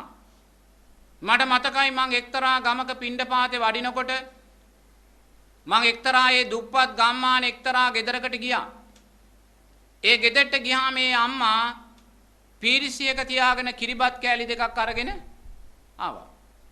ඇවිල්ලා ඒ කිරිබත් කෑල්ලක් පූජා කරලා දෙවෙනි කිරිබත් කෑල්ල පූජා කරනකොට මං කිව්වා ප්‍රමාණවත් මෑණියෝ කියලා. මොකද මට තව ගෙවල් වලට යන්න තිබ්බ නිසා. එක කෑල්ලක් පූජා කරලා ප්‍රමාණවත් මෑණියෝ කියලා අතවහද්දී අම්මා කියනවා අපි යක්ෂයාට වෙන් කරපු දේ නැවත ගන්නෙ නැහැ. මොකද එයා ඒ කිරිබත් කෑලි දෙක වෙන් කරලා තියෙන්නේ යක්ෂයාට. එයා මහා සංඝරත්නයේ දැක්කේ යක්ෂයා හැටියට. තේරුණාද? ඒ වෙලාවේ මං කිව්වා එහෙමනම් මෑණියෝ පූජා කරන්න කියලා. එයා පූජා කළා. පූජා කරලා ඉවරනාට පස්සේ මං අභිවාදන සීලිස්ස කියලා පින් දෙන්න මේ වචන දෙක විතරයි කිව්වේ. ඒ අම්මා කියනවා අපිට පින් එපා හාමුදුරනේ කියලා. ඒ වෙලාවේ මං කිව්වා එහෙමනම් මෑණියන්ට දෙවියන් වහන්සේගේ පිහිටයි කියලා. ඒ වෙලාවේ ආ සතුටු වුණා, hina වුණා. ඒතර බලන්න මිත්‍යා දෘෂ්ටික භාවය කොයිසානම් දුකකට කොයිසානම් අකුසලයකට අපිව ඇදලා දානවද කියලා. මොකද සංඝයා දකින්නේ යක්ෂයා. නමුත් හැම කෙනෙක්ම නෙමෙයි. සමහර අන්‍යාගමික පවුල් බොහොම ශ්‍රද්ධාවෙන් දානෙමානි පූජා කරනවා. නමුත් ඒ අම්මා බලන්න කොයිසානම් අකුසලයක් සිද්ධ කරගත්තද කියලා. සංඝයාවයි ඒ යක්ෂයා හැටියට දැක්කේ. එහෙම කෙනෙක් යම් මොහොතක මැරෙන වෙලාවේ යක්ෂ ජීවිතයකටමයි දුකටමයි වැටෙන්නේ. දුකටමයි, සැපයක් පේන්නේ නැහැ. ඒ බලන්න ඒසා මිත්‍යා දෘෂ්ටික ලෝකයක් අභිබවලා අපි සම්මා දිට්ඨියටපත් වුණා වූ මිනිසෙක් බවට පත් වෙන්න දක්ෂ වුණා. ඒකත් දක්ෂභාවයක්. අපේ උපතේ තියෙන ශ්‍රේෂ්ඨභාවයක්. ඊළඟ කාරණය තමයි S2 අන්ධ මිනිස්සුયો කොච්චර ඉන්නවද? කී ලක්ෂයක් මේ ලෝකේ ඉන්නවද? කන් දෙක ඇහෙන්නේ නැති මිනිස්සුયો කී ලක්ෂයක් මේ ලෝකේ ඉන්නවද? අතපය වාරු නැති අංගමිකල පින්වතුන් කී ලක්ෂයක් මේ ලෝකේ ඉන්නවද? මේසා ඉන්ද්‍රිය දුර්වලතාවයන්ගෙන් පිරිච්ච ලෝකෙක අපි මේ ලස්සන මනුස්ස ජීවිතයේ පරිපූර්ණ වූ මනුස්ස ජීවිතයක් ලබන්න දක්ෂ වුණා. නේද? එහෙනම් බලන්න ශ්‍රේෂ්ඨ දක්ෂභාවයන් තුනක් අපි ලබලා තියෙනවා අපේ උපත තුල. අපි සතර අපායෙන් මිදුණා. මිත්‍යා දෘෂ්ටික භාවයෙන් මිදුණා. තුන්වෙනි කාරණේ මේ පරිපූර්ණ වූ මනුස්ස ජීවිතයක් ලබා ගත්තා. එහෙමනම් පින්වතුනි මේ ලබා ගත්තා වූ උපත ශ්‍රේෂ්ඨ උපතක්. ශ්‍රේෂ්ඨ උපතක්. අපි සියලු දෙනාම මේ ශ්‍රේෂ්ඨ උපතක් ලබා තින්නේ අරසා අනතුරුදායක ලෝකයක් තුල. එහෙමනම් අපි දක්ෂ වෙන්න ඕනේ මේ ලබා ගත්තා වූ ශ්‍රේෂ්ඨ උපත ශ්‍රේෂ්ඨ මරණයක් කරා අරගෙන යන්න. එහෙම ගෙනිච්චොත් තමයි අපි මේ සම්මා සම්බුද්ධ ශාසනයේ අර්ථයෙන් ප්‍රයෝජනයක් ගත්තා වෙන්නේ. මේ ලෝකේ ශ්‍රේෂ්ඨ මරණ පහක් තියෙනවා පින්වතුනි. මේ ලෝකේ තියෙන ශ්‍රේෂ්ඨම මරණය තමයි රහතන් වහන්සේගේ මරණය. රහතන් වහන්සේගේ මරණයට බුදුරජාණන් වහන්සේ දේශනා කරන්නේ පිරිනිවීම කියලා. සංස්කාරයන් නිරෝධය කරපු නිසා තමා තුලින්ම විඥානීය නිවී යනවා කියලා බුදුරජාණන් වහන්සේ දේශනා කරනවා. බැහැරට යාමක් නැහැ. ගිනි ගොඩක් තියෙනවා. දර තියෙන තාක්කල් මේ ගිනි ගොඩ ඇවිලෙනවා. දර සියලු දේම අහවර වුණාට පස්සේ ගිනි ගොඩ තුලින්ම ගින්දර නිවී යන්නේ යම්සේද සංස්කාරයන් නිරෝධය කරපු නිසා විඥානීය තමා තුලින්ම නිවිල යනවා කියලා බුදුරජාණන් වහන්සේ දේශනා කරනවා. නැවත උපතක් නැති රහතන් වහන්සේගේ පිරිනිවීම තමයි මේ ලෝක ධාතුව තුල තියෙන ශ්‍රේෂ්ඨම පළවෙනි මරණය. ඒ මරණය තියෙන්නේ මේ සම්මා සම්බුද්ධ ශාසනයේ විතරයි. දෙවෙනි ශ්‍රේෂ්ඨ මරණය තමයි අනාගාමී පින්වතාගේ මරණය. එයා තුල කාමරාග පටිග නැහැ. මෝහය අනුස්සය වශයෙන් තියෙනවා. මෝහය අනුස්සය වශයෙන් තියෙන නිසාම බුදුරජාන් වහන්සේ දේශනා කරනවා එයා එකම එක ආත්ම භාවයක් මේ ලෝකේ නැවත උපත ලබනවා. දෙවෙනි ආත්ම භාවයක් නැහැ. මේ එකම එක ආත්ම භාවයක් පමණක් නැවත මේ භවයේ සැරිසරන අනාගාමී පින්වතාගේ මරණය තමයි මේ ලෝකයේ තියෙන ශ්‍රේෂ්ඨම දෙවෙනි මරණය. ඒ මරණය තියෙන්නේ මේ සම්මා සම්බුද්ධ ශාසනය පමණයි. තුන්වෙනි ශ්‍රේෂ්ඨ මරණය තමයි මේ සකෘදාගාමී පින්වතාගේ මරණය. එයා තුල කාම රාග පටිග අනුශය වශයෙන් තියෙනවා. අලු යට තියෙන ගින්දර වගේ ප්‍රකට නැහැ. ඒ අනුශය වශයෙන් තියෙන නිසාම එයා උපරිම ආත්ම භාව දෙකක් මේ භවයේ සැරිසරනවා. තුන්වෙනි ආත්ම භාවයක් එයාට උපරිම ආත්ම භාව දෙකක් භවයේ සැරිසරන මේ අනාගාමී පින්වතාගේ මරණය තමයි මේ ලෝකයේ තියෙන ශ්‍රේෂ්ඨ තුන්වෙනි මරණය. ඒ මරණය තියෙන්නේ මේ සම්මා සම්බුද්ධ ශාසනය පමණයි. හතරවෙනි ශ්‍රේෂ්ඨ මරණය පින්වතුනි සතර අපායෙන් මිදුණ කෙනාගේ මරණය. ඒ කියන්නේ සෝවාන් ඵලයටපත් වුණ කෙනාගේ එයා තුල කාම රාග පටිග තියෙනවා. සක්කාය දිට්ඨි විචිකිච්ඡා සීලබ්බත පරාමාසයන් ශ්‍රේ වෙලා. කාම රාග පටිග තියෙන නිසාම එයා උපරිම ආත්ම භාව හතක් මේ භවයේ සැරිසරනවා කියලා දේශනා කරනවා. අටවෙනි ආත්ම භාවයක් එයාට නැහැ. මේ උපරිම ආත්ම භාව හතකට මේ භව ගමන සීමා කරපු සෝවාන් පින්වතාගේ මරණය තමයි මේ ශ්‍රේෂ්ඨ හතරවෙනි මරණය මේ ලෝකේ තියෙන. ඒ මරණය තියෙන්නේ මේ සම්මා සම්බුද්ධ ශාසනය විතරයි. ඊළඟ ශ්‍රේෂ්ඨ මරණය පස්වෙනි මරණය තමයි මේ සද්ධානුසාරී ධම්මානුසාරී කියන පුද්ගලයන් දෙදෙනාගේ මරණය. ඒ දෙන තාම නිවන් මාර්ගයට අවතීර්ණ වෙලා නැහැ. සෝවාන් මාර්ගය තුල ඉන්නේ. යමෙක් සෝවාන් ඵලයටපත් උනායි කියලා බුදුරජාණන් වහන්සේ දේශනා කරන්නේ. එයා තුල ඉන්ද්‍රිය ධර්මයන් සමව වැඩින වෙලාවේ. ඉන්ද්‍රිය ධර්මයන් කියන්නේ මොනවද? සද්ධා, වීරය, සති, සමාධි, ප්‍රඥා.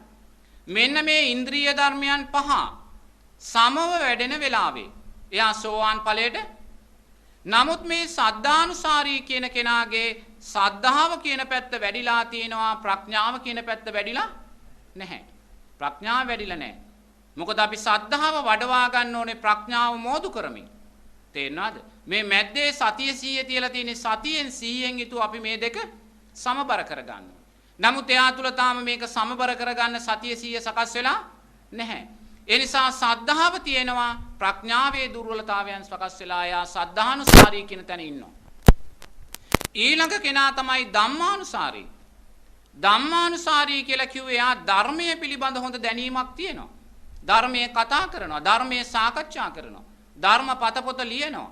මේ සියල්ල කළත් සද්ධාවේ සහ ප්‍රඥාවේ දුර්වලතාවයන් තියෙනවා. නමුත් මේ දෙන්නා තමයි සෝවාන් මාර්ගය තුල ඉන්න දෙන්නා. මෙන්න මේ දෙන්නාගේ මරණය මේ ලෝක ධාතුවේ තුල තියෙන පස්වෙනි ශ්‍රේෂ්ඨ මරණය. එය තියෙන්නේ මේ සම්මා සම්බුද්ධ ශාසනේ.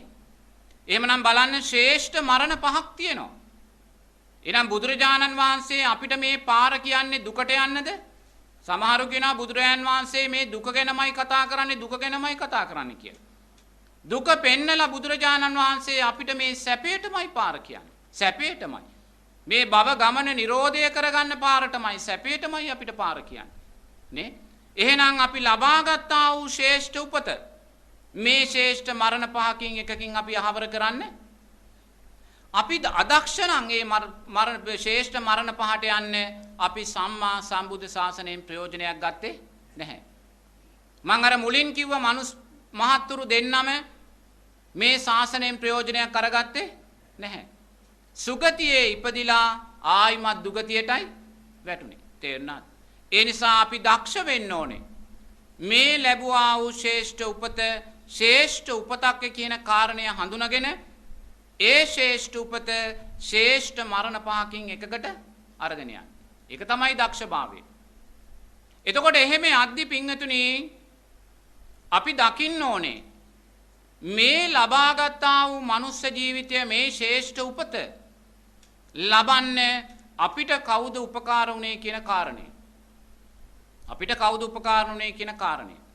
මොකද මේ ජීවිතේ අපි මේ ශ්‍රේෂ්ඨ උපත ලැබුවත් ඔබලා හිතන්න එපා මේ ජීවිතේ මේ ජීවිතේ නම් අපිට ඒක එච්චර ලේසි වෙයි කියලා. තේරුණාද? ඒක හිතන්න ඕනේ. ගිය ජීවිතේ අපි දක්ෂ වුණා. නමුත් මේ ජීවිතේ ඒ දක්ෂභාවය ගන්න එච්චර ලේසි වෙන්නේ මොකද මීට අපේ ඉස්සෙල්ලා ජීවිතය කියන්නේ මීට අවුරුදු 50කට 60කට නැත්නම් 40කට ඉස්සෙල්ලා ජීවිතේ. තේරුණාද? අවුරුදු 60කට 65කට 50කට ඉස්සෙල්ලා ජීවිතේ. මීට අවුරුදු 50කට ඉස්සෙල්ලා කියන්නේ මේ සමාජය බොහොම සරල සමාජයක්. අද වගේ සංකීර්ණ සමාජයක් නෙමෙයි. කුෂිකාර්මයේ පදනම් කරගත්ත බොහොම සරල සමාජයක් එදා තිබුණේ. පන්සලේ නායක ස්වාමින් වහන්සේ තමයි ගමට නායකත්වයේ දුන්නේ. වාහනයක් කියලා තිබ්බනම් අපිට කරත්තයක් බර කරත්තයක් තමයි ගෙදර තිබ්බේ. නේද? ජනගහණය මෙච්චර හිටියේ නැහැ. ගමයි පන්සලයි වැවයි දාගබයි සංකල්පයේ මත අපි ජීවත් වුණේ. බොහොම සරල ජීවිතයක් අපි ගත කළේ. ගොඩාක් දේවල් අපි අයිති කරගෙන හිටියේ නැහැ. ගොඩාක් බලාපොරොත්තු අපිට තිබුණේ නැහැ. ඒ නිසා මැරෙන වෙලාවේ අතහැර ගන්න දේවල් අපිට ගොඩක් තිබ්බේ නැහැ. ධර්මයමයි මතක් වුණේ, පන්සලමයි මතක් වුණේ, බුදු ගුණයක්මයි මතක් වුණේ, රැක්කා වූ සීලයක්මයි මතක් වුණේ. අතහැර ගන්න ගොඩාක් දේවල් තිබ්බේ නැහැ. නමුත් මේ ජීවිතයේ එච්චර ලේසි වෙන්නේ මේ සංකීර්ණ සමාජය තුල අපි ගොඩාක් දේවල් ව්‍යාපාරික වශයෙන්, රැකියාමය වශයෙන්, දුවදරුව වශයෙන් සම්පත් ඇටියට අපි අයිති කරගෙන ඉන්නවා. අප්‍රමාණ දේවල් අයිති කරගෙන ඉන්නවා. අනාගතයේ අප්‍රමාණ බලාපොරොත්තු තියාගෙන ඉන්නවා අයිති කරගන්න. එහෙනම් ගිය ජීවිතේ තරම් මේ ජීවිතේ ලේසි වෙන්නේ ඒක අපි හොඳට හිතන්න ඕනේ. ඒක අපි හොඳට හිතන්න ඕනේ. බුදුරජාන් වහන්සේ දේශනා කරනවා මේ මහ පොළවෙන් පස් අහුරක් අරගෙන මේ මිය යන සත්වයාගෙන් නැවත සුගතියට යන්නේ මේ අතේ තියෙන පස් ප්‍රමාණයටයි කියලා. නමුත් බුදුරජාණන් වහන්සේ අතට අරන් පෙන්නන වැලි අහුරෙන් එක වැලි කැටයක් වෙන්න ඔබ ගිය ජීවිතේ දක්ෂ වුණා. කිසි සැකයක් නැහැ දක්ෂ වුණා. මොකද මේ සුගතියේ උපත ලැබුවේ. එහෙනම් මේ ජීවිතේ ඔබලා දක්ෂ වෙන්න ඕනේ ඒ බුදුරජාණන් වහන්සේගේ අතේ තියෙන වැලි කැටයක් වෙන්න. එහෙම වුණොත් තමයි අර ශ්‍රේෂ්ඨ මරණ පහෙන් එකකට අපි එහෙමනම් මේ ජීවිතය ලබන්න අපිට කවුද උපකාර වුනේ කියන කාරණේ අපි දකින්න ඕනේ. මොකද එහෙම දැක්කොත් තමයි අපිට මේ ධර්මයන් තව තව වඩාගෙන ඉස්සරහට යන්න පුළුවන්. කවුද පින්වතුනි අපිට මේ ජීවිතය ලබලා දුන්නේ? අපිට මේ ජීවිතය ලබලා දෙන්න හේතු උනේ අපි මුලින්ම තෙරුවන් කෙරෙහි ශ්‍රද්ධාව තියෙන අම්මා කෙනෙක් අපිට හොයලා දුන්නේ කවුද? ගිය ජීවිතේ අපි සියලු දෙනාම තෙරුවන් කෙරෙහි ශ්‍රද්ධාව තුල ජීවත් වෙච්ච අය. හේතුඵල ධර්මයන් මේවා. මේ ජීවිතේ යමෙක් තෙරුවන් කෙරෙහි ශ්‍රද්ධාවෙන් බැහැර වෙනවා නම් එයාට කවදාක්වත් ඊළඟ ජීවිතේ බෞද්ධයෙක් වෙන්න බෑ. එයා දෙවියෙක් වුණත් මිත්‍යා දෘෂ්ටික දෙවියෙක්, මිනිස්සෙක් වුණත් මිත්‍යා දෘෂ්ටික මිනිස්සෙක්. එහෙමනම් මේ ජීවිතේ අපි බෞද්ධයින් බවට පත් උනේ පෙර ජීවිතේ මෙතන ඉන්න සියලු දෙනාම තෙරුවන් කෙරෙහි ශ්‍රද්ධාව තුල හිටියා. මොකද අපි දන්නේ එක මහත්මෙක් හිටියා. ඒ මහත්මයා අවුරුදු 65ක් පමණ ජීවත් වෙච්ච මහත්මෙක්. රජේ රැකියාවක් කළේ. එයාගේ දරුවෙක් පැවිදි කරලත් ඉන්නවා. දරුවෙක් පැවිදි කළත් මේ මහත්මයා තුල දෘෂ්ටියක් තිබුණා. ඒ දෘෂ්ටිය තමයි මම පව් කරන්නේ නැහැ. ඒ නිසා මම පින් කරන්න ඕනේ නැහැ. දෘෂ්ටියක් ඒක. බුදුරජාණන් වහන්සේම දේශනා කළා නැහැ. අපි මේ ජීවත් වෙනවායි කියලා අපි ගෙවන්නේ මොනවද? සංස්කාර. අපි විසින් රැස් කළා වූ සංස්කාර තමයි මේ ආයුෂ වර්ණයේ සැපේ බලයේ හැටියට මේ ගෙවිලා යන්නේ. මේවා ගෙවිලා යනකොට අපි නැවත සංස්කාර රැස් කරන්න ඕනේ. නැත්නම් අපි හීනභාවයටපත් වෙනවා. නමුත් මේ මහත්මයා ඒ අදහස පිළිගත්තේ නැහැ. එයා නිරතුරුවම කිව්වේ මම පව් කරන්නේ නැහැ. ඒ නිසා මට පින් කරන්න ඕනේ නැහැ කියලා. ඒ නිසා එයා පින් කළේ නැහැ. සීලයක් සමාදන් වුණේ නැහැ. කර්මඵල විශ්වාසයෙන් දානයක් දුන්නේ නැහැ. අකීකරු භාවයෙන් තමයි බුදුරජාන් වහන්සේ දේශනා කළා වූ ධර්මයේ ජීවිතයට ගත්තේ. මේ මහත්මයා අවුරුදු 65ක් වගේ වයසක් ජීවත් වෙලා මැරෙනවා. මැරුණාට පස්සේ සාමින් වහන්සේ නමක් අරමුණු කරලා බලනවා මේ මැරිච්ච මහත්මයා කොහෙද නැවත උපත ලැබුවේ කියලා. එතකොට ඒ ස්වාමින් වහන්සේ දකින්නවලු දුප්පත් ද්‍රවිඩ පැල්පතක ද්‍රවිඩ දරුවෙක් වෙලා උපත ලැබලා ශාසනය අහිමි කරගත්තා. සම්මා සම්බුද්ධ ශාසනය අහිමි කරගත්තා. බුදුරජාණන් වහන්සේ දේශනා කළා වූ ධර්මය දෘෂ්ටිගතව ගැනීම නිසා, අකීකරු භාවයෙන් ගැනීම නිසා සම්මා සම්බුද්ධ ශාසනය අහිමි කරගත්තා. දැන් එයා මිත්‍යා දෘෂ්ටික භාවය තුල ඉන්නේ. ඒ ද්‍රවිඩ දරුවා දන්නේ නැහැ ගිය ජීවිතේ එයා බෞද්ධයෙක් කියලා. එයා දන්නේ නැහැ. දැන් එයා ද්‍රවිඩ සංස්කෘතිය තුල ජීවත් වෙන්නේ. තේරුණාද? ද්‍රවිඩ සංස්කෘතිය තුල ජීවත් වෙනවා එයා බෞද්ධයෙක් කියන කාරණය දන්නේ නැහැ. එහෙනම් බලන්න තෙරුවන් කෙරෙහි ශ්‍රද්ධාවෙන් අපි බැහැර වුණොත් මොකද්ද අපිට වෙන්නේ? මිත්‍යා දෘෂ්ටික භාවයටපත් වෙනවා. ඊළඟ ජීවිතේ මිත්‍යා දෘෂ්ටික දෙවියෙක් මිත්‍යා දෘෂ්ටික මිනිස්සෙක්. එහෙමනම් අද සමාජයේ තියෙනවා යම් මැසවිල්ලක් චෝදනාවක් සිංහල බෞද්ධයාගේ ග්‍රහණය අඩු වෙනවා කියලා. අන්‍ය ආගමික අයගේ ග්‍රහණය වැඩි වෙනවා කියලා. දැන් මොකක්ද මෙතන සිද්ධ වෙන්නේ? හේතුඵල ධර්මයන් ගලපන්න ඕනේ. මොකද බෞද්ධයා කියන කෙනා ඇති උනේ ශ්‍රද්ධාව මේ ලෝකේ පහළ වුණාට පස්සේ. තෙරුවන් පහළ වුණාට පස්සේ බෞද්ධයා කියන තැන ඇති උනේ. මිහිඳු මහරහතන් වහන්සේ ලංකාවට වැඩියාට පස්සේ බෞද්ධයා කියන තැන පහළ වුනේ. තේරුණා? එහෙනම් මොකක්ද මේ සිද්ධ වෙන්නේ? මේ බෞද්ධයා කියන පිරිස ධර්මයෙන් ඈතට යනවා. ධර්මයේ දෘෂ්ටිගතව ගන්නවා. ධර්මයේ අකීකරුභාවයෙන් ගන්නවා. සද්ධාවෙන් බැහැර වෙනවා. සද්ධාවෙන් බැහැර වෙන්න ඒගොල්ලෝ මැරිලා ගිහිල්ලා උපදින්නේ මිත්‍යා දෘෂ්ටික මෞකුසවල. ඒ මිත්‍යා දෘෂ්ටික ගහණය වැඩි වෙනවා කියන්නේ බෞද්ධයින්ම තමයි ඒ ඉපදිලා ගහණය වැඩි වෙන්නේ. එහෙනම් අපි යුද්ධ කරලා වැඩක් හේතුඵල ධර්මයක් මෙතන තියෙන්නේ. හේතුඵල ධර්මයක්. ඉතින් මෙතන ප්‍රශ්නයක් තියෙනවා නම් එහෙනම් අපි මොකක්ද කරන්න ඕනේ? ජනතාව අර්ථවත් ආකාරයෙන් සද්ධාව තුලට ගන්නවා. අර්ථවත් ආකාරයෙන් සීලය තුලට ගන්නවා. ඒක තමයි අර්ථවත් දේ. තේරුණාද? මොකද සිංහල ජාතිය කියන කාරණය රැකුණොත් බෞද්ධයා රැකෙනවායි කියන කාරණේ නෙමේ හරිද? බෞද්ධයා රැකුණොත් තමයි සිංහල ජාතිය රැකෙන්නේ කියන තැනට අපි එන්න ඕනේ. ඒ නිසා බෞද්ධයා කියන කාරණේ රැකෙන්න නම් සද්ධාව කියන කාරණේ අපි තුල රැකෙන්න ඕනේ. එහෙමයි. සිංහල ජාතිය රැකුණා කියලා බෞද්ධයා රැකෙන්නේ නැහැ.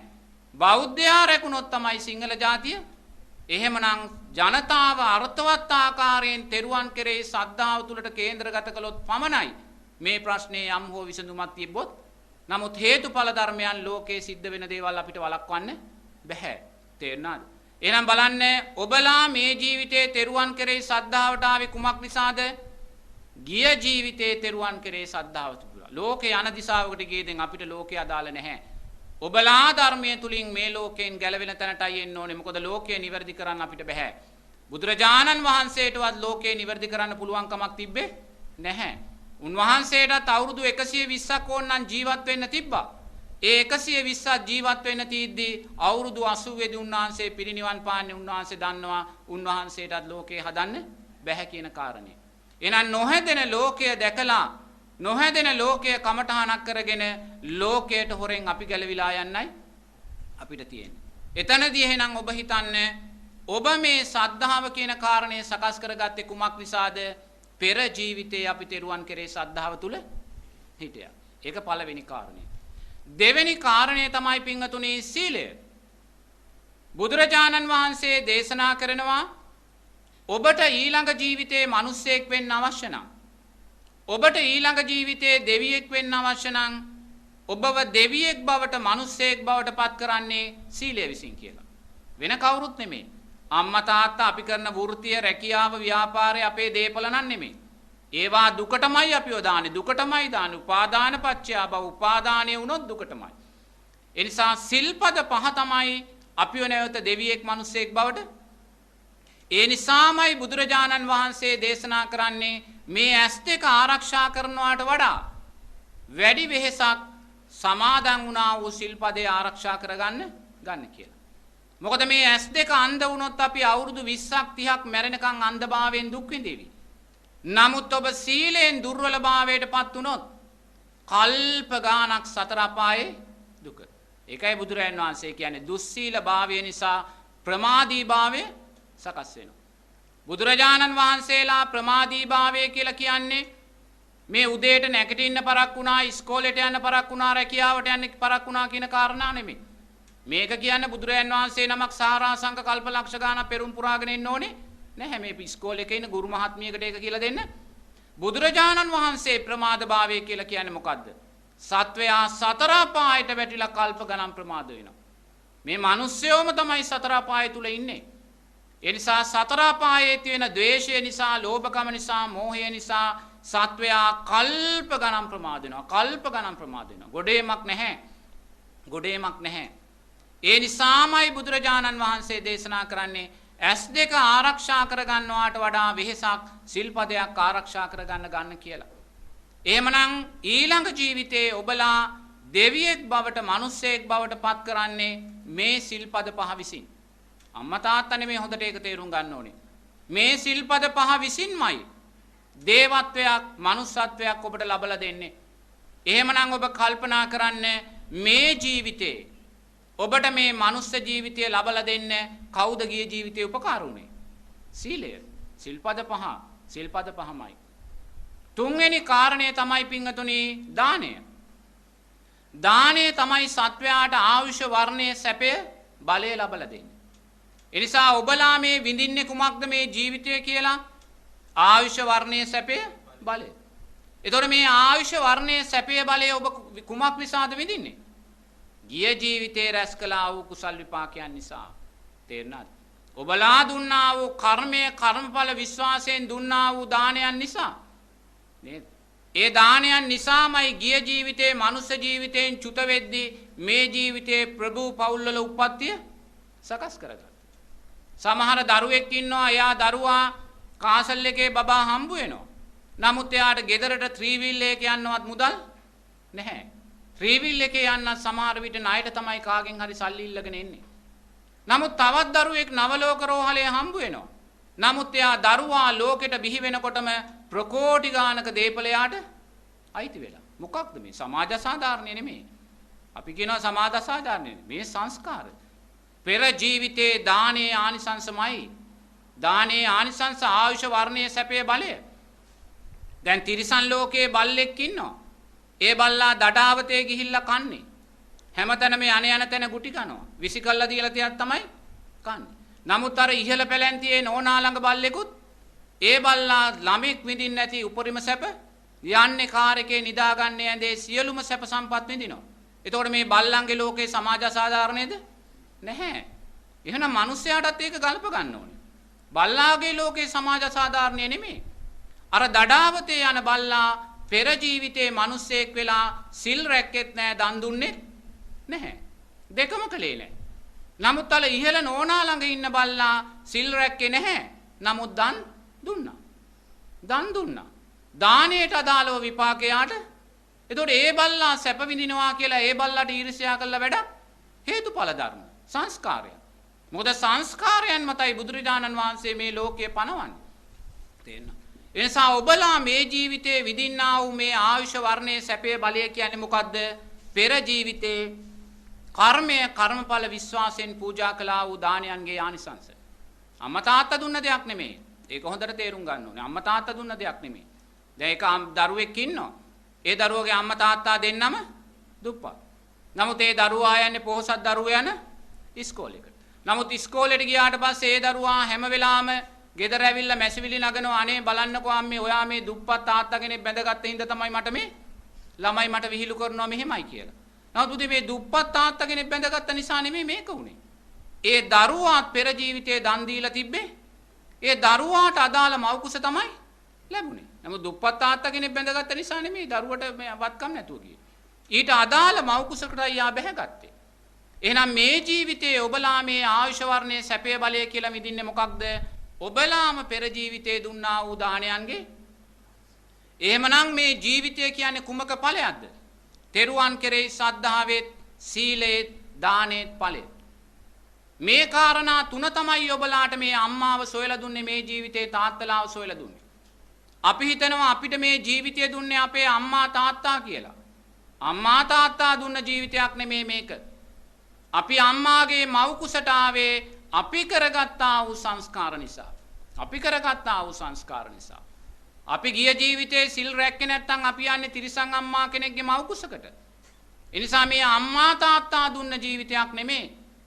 අපි විසින්ම කළා වූ තෙරුවන් කෙරෙහි ශ්‍රද්ධාවත්, සීලයත්, දානෙත් ඵලය.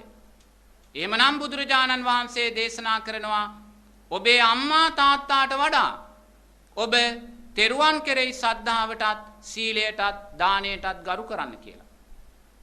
ඔබ අම්මා තාත්තාට වඩා මේ කාරණා තුනට ගරු කරද්දී ඔබ නිතැතින්ම අම්මා තාත්තාට ගරු කරන කෙනෙක් බවට පත් වෙනවා. ඒ නිසා ඒ කාරණා තුන නිරේතුරුවම මතකෙට තියාගන්න ඕනේ. එතකොට ඒ කාරණා තුන මතක තියාගෙන අපි මේ ගමන යද්දී බුදුරජාණන් වහන්සේ ගිහි පිංගතුල්ලාට නිරතුරුවම දේශනා කරන්නේ පිංගතුනි සතර අපායෙන් මිදෙන්න කියන කාරණය. මේ සතර අපායේ සත්වයා විඳින්නා වූ අප්‍රමාණ දුක දැකලා ඒ දුක කමටහනක් කරගෙන සතර අපායෙන් මිදෙන්න කියන කාරණයයි කියන්නේ. ඒ නිසා සතර අපායෙන් මිදෙන්න යන ගමනේදී ඉස්සෙල්ලාම ඔබ තුල විශ්වාසයක් තියෙන්න ඕනේ. මට මේ ජීවිතයේ ධර්මයේ සම්දිට්ඨිකව තියෙන මේ මොහොතේ සතර අපායෙන් මිදෙන්න පුළුවන් කියන විශ්වාසය. මොකද හුඟක් දෙනෙක් තුල ඒ විශ්වාසය නැහැ.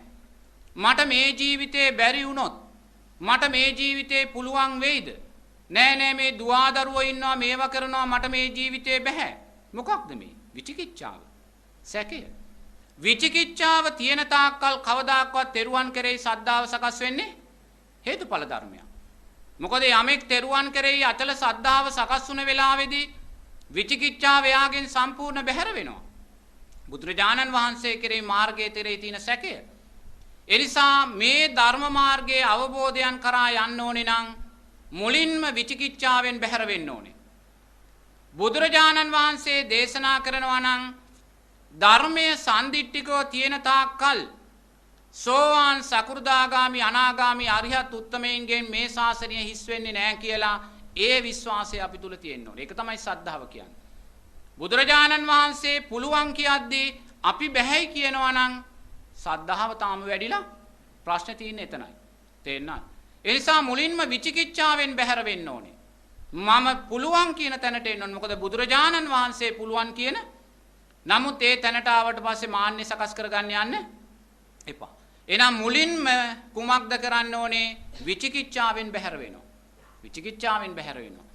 බුදුරජාණන් වහන්සේ දේශනා කරනවා නම් පුළුවන් කියලා අන්නේ පුළුවන් කියන තැන අපි ඉන්නවා. මොකද බුදුරජාණන් වහන්සේ දේශනා කරන්නේ. බුදුරජාණන් වහන්සේ දේශනා කරන්නේ.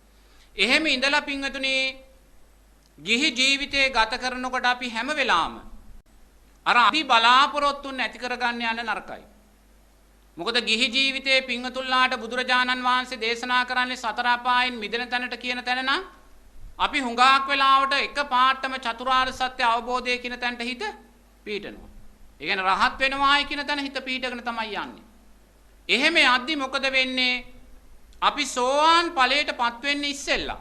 අපි සෝවාන් වුණායි කියලා හිතනවා. අදිමාන්නේ සකස් කරගන්න. ඒක තමයි අද සමාජ හුඟක් අයකට වෙලා තියෙන්නේ. අරසා ඈත අදි බලාපොරොත්තුවක් සකස් කරගත්තාම ඒ බලාපොරොත්තුවට යන්න තියෙන ඉක්මන් භාවය නිසාම තමා සතර අපායේ මිදෙන්න ඉස්සෙල්ලා මම සතර අපායේ මිදුණායි කියන විශ්වාසය ඇති කරගෙන යා මුළු ගමනම සම්පූර්ණයෙන්ම විකෘති කර ගන්න. තේරුණාද? ඒ නිසා හැම වෙලාවම නිහතමානීකාම් භාවය කියන දේ තමා තුළ තියෙන්න ඕනේ. බුදුරජාන් වහන්සේ දේශනා කරනවා මුලින්ම තමාට තමා කල්යාණ මිත්‍රයෙක් වෙන්න මේ ගමනේදී. තමාට තමා කල්යාණ මිත්‍රයෙක් වෙනවා කියන්නේ කුමක්ද? තමා නිහතමානී වෙනවා. තේරුණාද?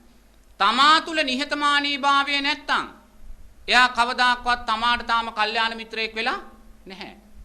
මොකද තමා තුල නිහතමානී භාවය තිබ්බොත් තමයි එයාට කල්යාණ මිත්‍රයෙක් සොයාගෙන යන්න පුළුවන්කම තියෙන්නේ. තමා තුල නිහතමානී භාවය නැතුව තමා දන්නවායි කියන තැන හිටියොත් කල්යාණ මිත්‍රයෝ 100ක් හිටියත් එයාට වැඩක් වෙන්නේ. ඒකයි බුදුරජාණන් වහන්සේ කියන්නේ මුලින්ම තමාට කල්යාණ මිත්‍රයෙක් වෙන්න. ඒ නිහතමානීකම තමා තුල ඇති කරන්න. මේ ධර්ම මාර්ගයේ අඩියක් හෝ ඉස්සරහට තියෙනවා නම් අපි තුල නිහතමානී භාවයමයි වැඩෙන්න ඕනේ. නිහතමානී භාවයමයි වැඩෙන්න ඕනේ. මොකද යම් දෙයක් ක්ෂය වෙන්නයි තියෙන්නේ. සක්කාය දිට්ඨි විචිකිච්ඡා සීලබ්බත පරාමාස. මොනවද මේ සක්කාය දිට්ඨි කියන්නේ? මමත්වයේ දැඩිභාවය. මමය කියලා පුරෝගණ ඉන්නා වූ දැඩිභාවය. තේරෙනවද? දැන් අපේ මගේ ජීවිතේත් මට ගිහි ජීවිතයක් තිබුණා. ඒ ගිහි ජීවිතය තුල අප්‍රමාණ දේවල් වලින් අපි මේක පුරෝගණ හිටියේ. දැනුමෙන්, කීර්තියෙන්, නායකත්වයෙන් යන තැන පළවෙනිය වෙන්නමයි කැමතුනේ. යන තැන නායකත්වයක් ගන්නමයි කැමතුනේ. දෙවෙනිය වෙන්න කැමතුනේ නැහැ. නමුත් අපි දැනගෙන හිටියේ නෑ මේකටයි සක්කාය දිට්ඨිය කියන්නේ කියලා. නොදන්නා නිසාම අපි මේවැයෙන් ජීවිතය පුරවගත්තා. මේවැයෙන් ජීවිතය පිරෙන්න තමයි ජීවිතය රසවත් උනේ, අර්ථවත් උනේ, ජීවිතයට වටිනාකමක් ලැබුණේ. නමුත් සද්ධර්ම ශ්‍රවණය කිරීම නිසා, කල්යාණ මිත්‍ර ඇසුර නිසා, ශ්‍රවණය කළා වූ සද්ධර්මයේ නුවණින් මෙනෙහි කිරීම නිසා අපි දැනගත්ත මේ පුරවන්නේ වැරදි. ඒ නිසා අපි කැලවල් වලට ගිහිල්ලා කරේ අපිම පුරවාගත්ත දේ හිස් කළා. අනිත්‍ය දකිමින් මේ රූපේ අනිත්‍ය දකිමින්, ඇසේ අනිත්‍ය දකිමින්, කනේ නාසයේ දිවේ මනසේ අනිත්‍යභාවය දකිමින් මමම පුරවගත්තා වූ දේ මම හිස් කළා. ඒතර බුදුරජාන් වහන්සේ දේශනා කරනවා හිස් කරන ප්‍රමාණයට අවබෝධය සකස් වෙනවා කියලා. අවබෝධය සකස් වෙනවා කියලා. අපි හිස් කරලා අවසානයේ තැනක් එනවා කියනවා බුදුරජාන් වහන්සේ තමාට තමා අතහැරෙනවා කියන තැන. එයා පටිච්ච සමුප්පන්නෝ ජීවිතය දකිනවා මේ ජීවිතය තුළ ආත්මයක් සත්වයක් පුද්ගලයෙක් දකින්නේ නැහැ කියලා. එහෙනම් මේ ධර්ම මාර්ගයේ යනවා කියන්නේ මොනවා හෝ දෙයක් හිස් කරනවා. සක්කාය දිට්ඨියයි මුලින්ම හිස් කරන්නේ. මමත්වයේ දැඩිභාවය. එහෙනම් මමත්වයේ දැඩිභාවය නම් අපි තුලින් හිස් වෙන්නේ හැම තප්පරයකදීම හැම පියවරකදීම නිහතමානීභාවයමයි වැඩෙන්න ඕනේ. නිහතමානීභාවයමයි වැඩෙන්න ඕනේ තමා තුළ. ඒක තමා තුලින් තමා ස්වයං පරීක්ෂණයක් කරන්න ඕනේ. භාවනා කරන කෙනෙක් හැම රාත්‍රියකම තමා තුලින් තමා ස්වයං පරීක්ෂණයක් කරමිනුයි යන්න ඕනේ මේ ගමන. වැඩි වෙනවද මොකක්වත්? මාන්නය වැඩි වෙනවද? ආඩම්බරකම් වැඩි වෙනවද? මගේ සීලය, මගේ සමාධිය කියලා දෘෂ්ටිගත භාවය නැති වෙනවද? එහෙම ඇති වෙනවා නම් අපි මාර්ගයට වහාම නැවතීම තියන්න ඕනවා. යන්නේ වැරදි පාරක. නිහතමානී භාවයමයි වැඩෙන්න ඕනේ. නිහතමානී මොකද සක්කාය දිට්ඨියයි ෂේ වෙන්න තියෙන්නේ. සක්කාය දිට්ඨියයි. සක්කාය දිට්ඨිය පුරවා ගැනීමක් නෙමෙයි අපි කරන්න ඕනේ. ෂේ කිරීමක් කරන්න ඕනේ. තේරුණා?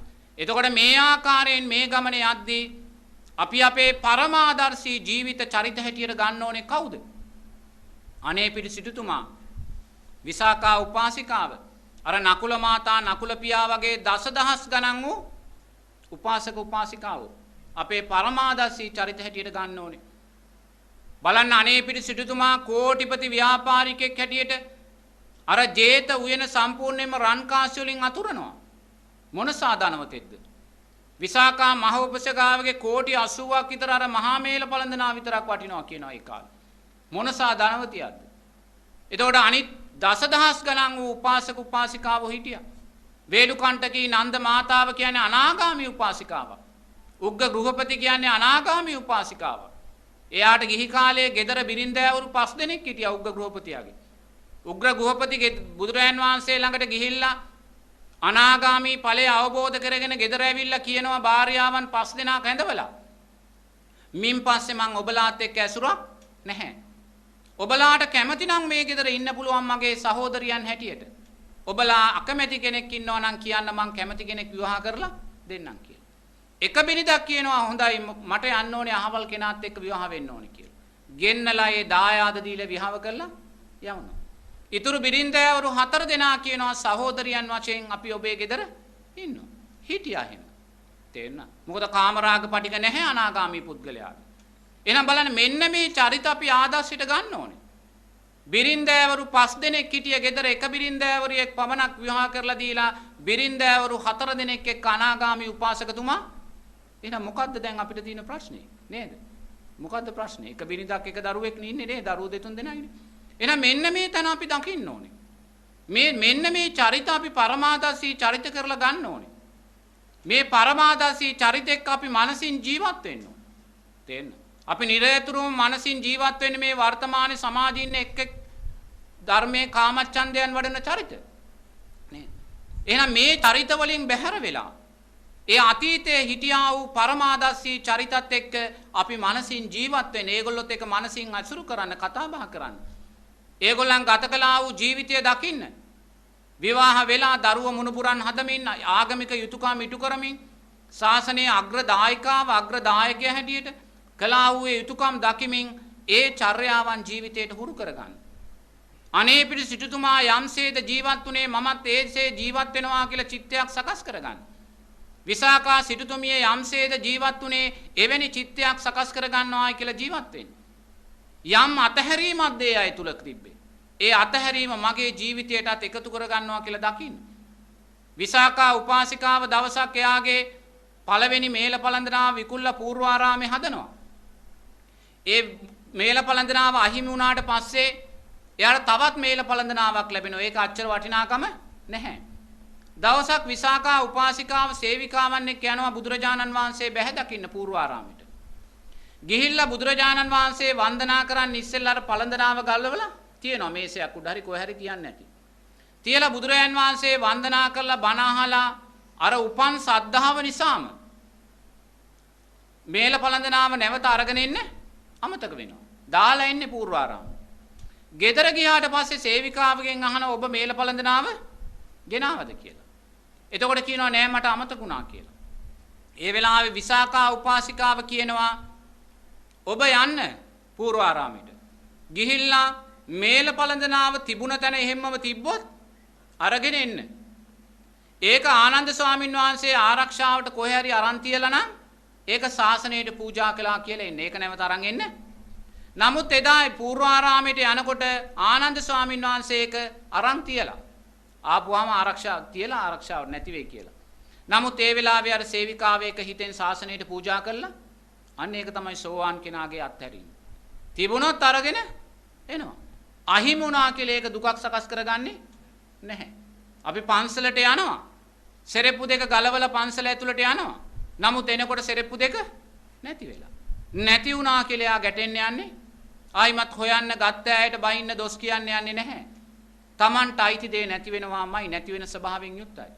නමුත් තිබ්බොත් දාගෙන ඒක තමයි සෝවාන් කෙනාගේ අතහැරීම. මෙන්න මේ අතහැරීම කියන කාරණේ අපි දකින්න ඕනේ.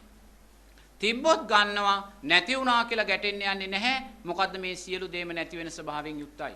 තේරුණාද?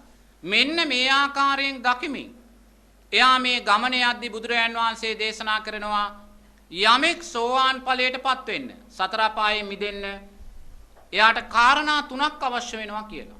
කාරණා තුනයි. පළවෙනි කාරණය තමයි තෙරුවන් කෙරෙහි වූ අචල සද්ධාව. දෙවෙනි කාරණය තමයි සීලය. සීලේ ආර්යකාන්ත භාවය, ආර්යකාන්ත සීලය.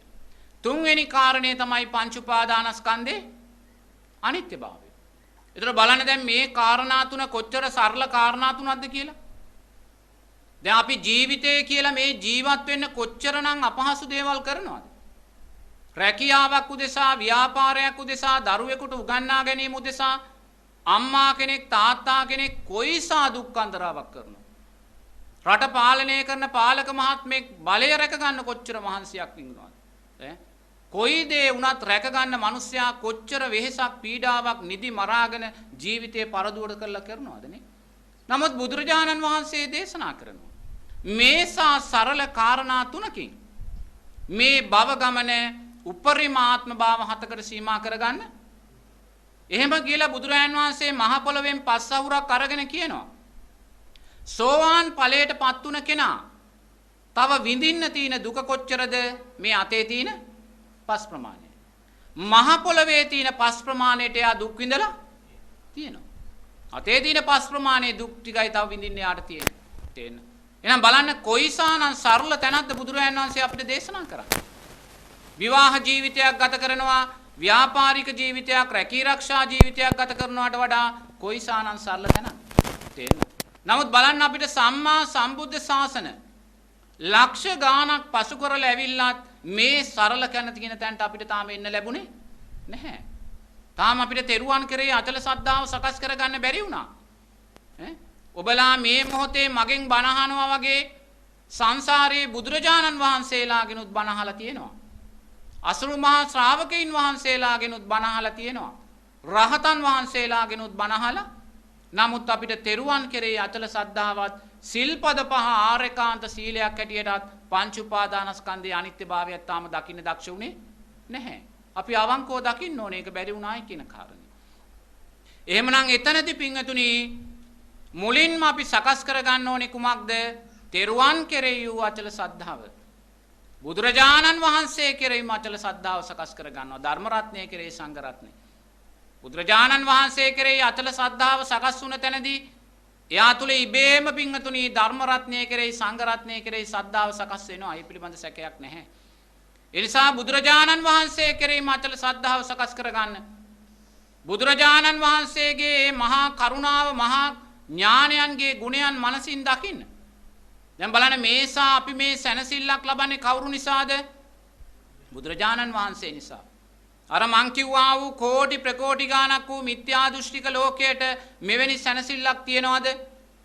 ඒගොල්ලන්ට කර්මයේ කර්මඵල විශ්වාසයක් තියනවද? මැරිලා තමන්ගේ අම්මා තාත්තා නැවත උප්පත්තියක් සකස් වෙනවා, දිව්‍යාංගනාවක් වෙනවා, ප්‍රේතෙක් වෙනවා කියලා ඒගොල්ලෝ දන්නවද? නැහැ. ඒගොල්ලන්ගේ අම්මා තාත්තලාත් මැරිලා පිංගතුණි ප්‍රේත ලෝකවල වල ඉපදිලා. සමහර මිත්‍යා දෘෂ්ටික මිනිස්සුયો පිටිපස්සේ අමනුෂ්‍යයෝ, ඒ කියන්නේ ප්‍රේතයෝ, පරදත්ත රූප ජීවි ප්‍රේතයෝ 100 ගණන් කැරකිනවා. මොකද ඒගොල්ලන්ගෙත් අය මැරිලා ගිහිල්ලා උපදිනවා ඒවල. ඒගොල්ලෝ දන්නේ නැති වුණාට. ලෝක ධර්මතාවයන්නේ. මේවා ඉපදිලා ඒගොල්ලන්ගේ පස්සේ ඥාති ප්‍රේතයෝ 100 ගණන් කැරකෙනවා. ඒගොල්ලන්ගේ ඉඩම් වල, වතු වල, ගෙවල් වල ඥාති ප්‍රේතයෝ 100 ගණන් ගැවසෙනවා. මේ ඥාති ප්‍රේතයා පින් ගන්න දන්නෙත් නැහැ, ජීවත් වෙන අය පින් දෙන්න දන්නෙත් නැහැ. දුකෙන් දුකටම යනවා. ද්වේෂය සකස් වෙලා දුකෙන් දුකටම යනවා. ඒතර බලන්න අපි දන්නවා අපේ අම්මා තාත්තා මැරුණට පස්සේ ඉන්නකොට සලකලා සක්‍රියා කියන තැනටත් යන්න පුළුවන්. බුදුරජාණන් වහන්සේ කියනවා තමන්ගේ දෙමාපියන්ට යමෙක් සලකනවා නම්, සිල්පද පහ ආරක්ෂා කරගෙන සද්ධාවෙන් ජීවත් වෙනවා නම් එයාට සක්‍රියා කියන තැනට යන්න පුළුවන්. ලෝකයේ තියෙන ශ්‍රේෂ්ඨම සැපය සුජම්පති කියන තැනට යන්න පුළුවන්. අපි දන්නවා එහෙම යන්න. අපි දන්නවා. නමුත් ඒගොල්ලෝ දන්නේ නැහැ. හොඳ කළොත් හොඳ ප්‍රතිඵලයක් තියෙනවායි කියලා දන්නේ නැහැ. මේ ජීවිතයේ ආත්ම භාව 7කට මේ භව ගමන කෙටි කරගන්න පුළුවන් කියලා ඒගොල්ලෝ දන්නේ නැහැ. මේ ජීවිතයේදීම චතුරාර්ය සත්‍ය අවබෝධ කරගන්න පුළුවන් කියන කාරණය දන්නේ. නමුත් බලන්න මේ සියල්ල අපි දැනගත්තේ කවුරු නිසාද? බුදුරජාණන් වහන්සේ නිසා. එහෙනම් බලන්න මේ සැනසෙල්ල, මේ සැපය කියන සැනසෙල්ල අපිට ලැබුණේ ලෞතුරා බුදුරජාණන් වහන්සේ නිසාමයි. එහෙනම් මේසා සැනසෙල්ලක් අපිට ලබා දෙන්න බුදුරජාණන් වහන්සේ සංසාරයක් පුරාවට පිංගතුණි කොයි සානන් දුක්ඛන්දරාවක් වින්දද? අපි බුදුරජාණන් වහන්සේ කියලා කියද්දී හැම වෙලාවෙම සිදුහත් කුමාරයා කියන තැනින් නවතිනවා. ඉන් එහාට යන්නේ නැහැ. නමුත් සද්ධාව කියන කාරණය මතු කරලා ගන්න. අර සාරා සංක කල්ප ලක්ෂ ගානක් බෝධිසත්වයින් ආවා වූ ගමන තුල පිංගතුණි මහා ශක්තියක් තියෙනවා ගැබ් වෙලා. එදා බලන්න දීපංකර බුදුරජාණන් වහන්සේගේ පාදමූලෙදී අපේ බෝධිසත්වයින්ට අවශ්‍ය නම් තිබුණා ධර්මය අහලා නිවන් අවබෝධ කරගන්න. නමුත් උන්වහන්සේට ලැබුණු අවස්ථාවෙන් උන්වහන්සේ ප්‍රයෝජනය ගන්නේ නැහැ. මං තනියම නිවන් අවබෝධ කරගන්නේ නැහැ, ආත්මාර්ථකාමී උනේ නැහැ. පරාර්ථකාමී වෙනවා. තවත් 100ක් කෝටියක් දෙනාට මේ ධර්මය අවබෝධ කරවලයි මමත් පිරිනිවන් පාන්නේ කියලා. එදා බලන්න එදා බෝධිසත්වය එවැනි පරාර්ථකාමී තීරණයක් ගන්නේ ඔබත් මමත් නිසාමයි. එදා උන්වහන්සේ ඔබත් මමත් දැක්කාමයි. ඒ දැකලමයි පිංගතුණි එවැනි පරාර්ථකාමී තීරණයක් ගන්නෙ. එහෙම තීරණයක් අරගෙන උන්වහන්සේ සංසාරයට බහිනවා. සාරා සංක කල්ප ලක්ෂ කියලා අපි කියන්නේ. කල්පයක් කියලා බුදුරජාණන් වහන්සේ දේශනා කරන්නේ යොදුනක් දිග, යොදුනක් පළල, යොදුනක් උස පෙට්ටියක් ගන්න කියනවා. මේ පෙට්ටියට අබ පුරවන්න කියනවා අබෑට. අවුරුදු 100ට වතාවක් එක අබෑටයක් අයින් කරන්න කියනවා. යම් දවසද මේ අබ ටික ඉවර වෙන්නේ කල්පයක් ගෙවෙන්නේ එපමණ එදාටයි කියනවා. ඒ එක කල්පයක්. මෙවැනි කල්ප සාරා සංක කල්ප ලක්ෂ ගණනින් බුදුරජාණන් වහන්සේ පාරමී දම් පුරාගෙන ආවේ. ඒ ආපු ගමනේදී බුදුරජාණන් බෝධිසත්වයෝ ඇස් ගලවා දන් දෙනවා කැමැත්තෙන්. මහා සාගරයේ ජලය පරාද වෙන්න රුධිරය දන් දෙනවා කැමැත්තෙන්. මහා පොළවේ පස් පරාද වෙන්න ශරීර මාංශ දන් දෙනවා කැමැත්තෙන්. බිසවක් බිරිඳක් දරුවෙක් රටක් රාජ්‍යයක් සක්විති රජකමක් දේපලක් සම්පතක් මේ කොයි දේ තිබ්බත් පිංගතුණි ඒක දන් දෙනවා කැමැත්තෙන්. කවුරුන් උදෙසාද මේ? ඔබත් මමත් මේ මොහොතේ ලබන සැනසෙල්ල උදෙසා. යමක්ද තමන්ගේ සතුට උදෙසා ලැබුණේ ඒ සියල්ලම අතහරිනවා. ඔබත් මමත් මේ විදින මේ සතුට අපිට ලබලා දෙන්න, සැනසෙල්ල ලබලා දෙන්න. එහෙම අතහැරලා සිදුහත් කුමාරය හැටියට ඉපදෙනවා. මොනසා අසිරියක්ද පිංගතුණී ලබන්නේ ජීවිතේදී. රම්ම්‍ය සුරම්ම්‍ය සුබ මාලිගා ලබනවා.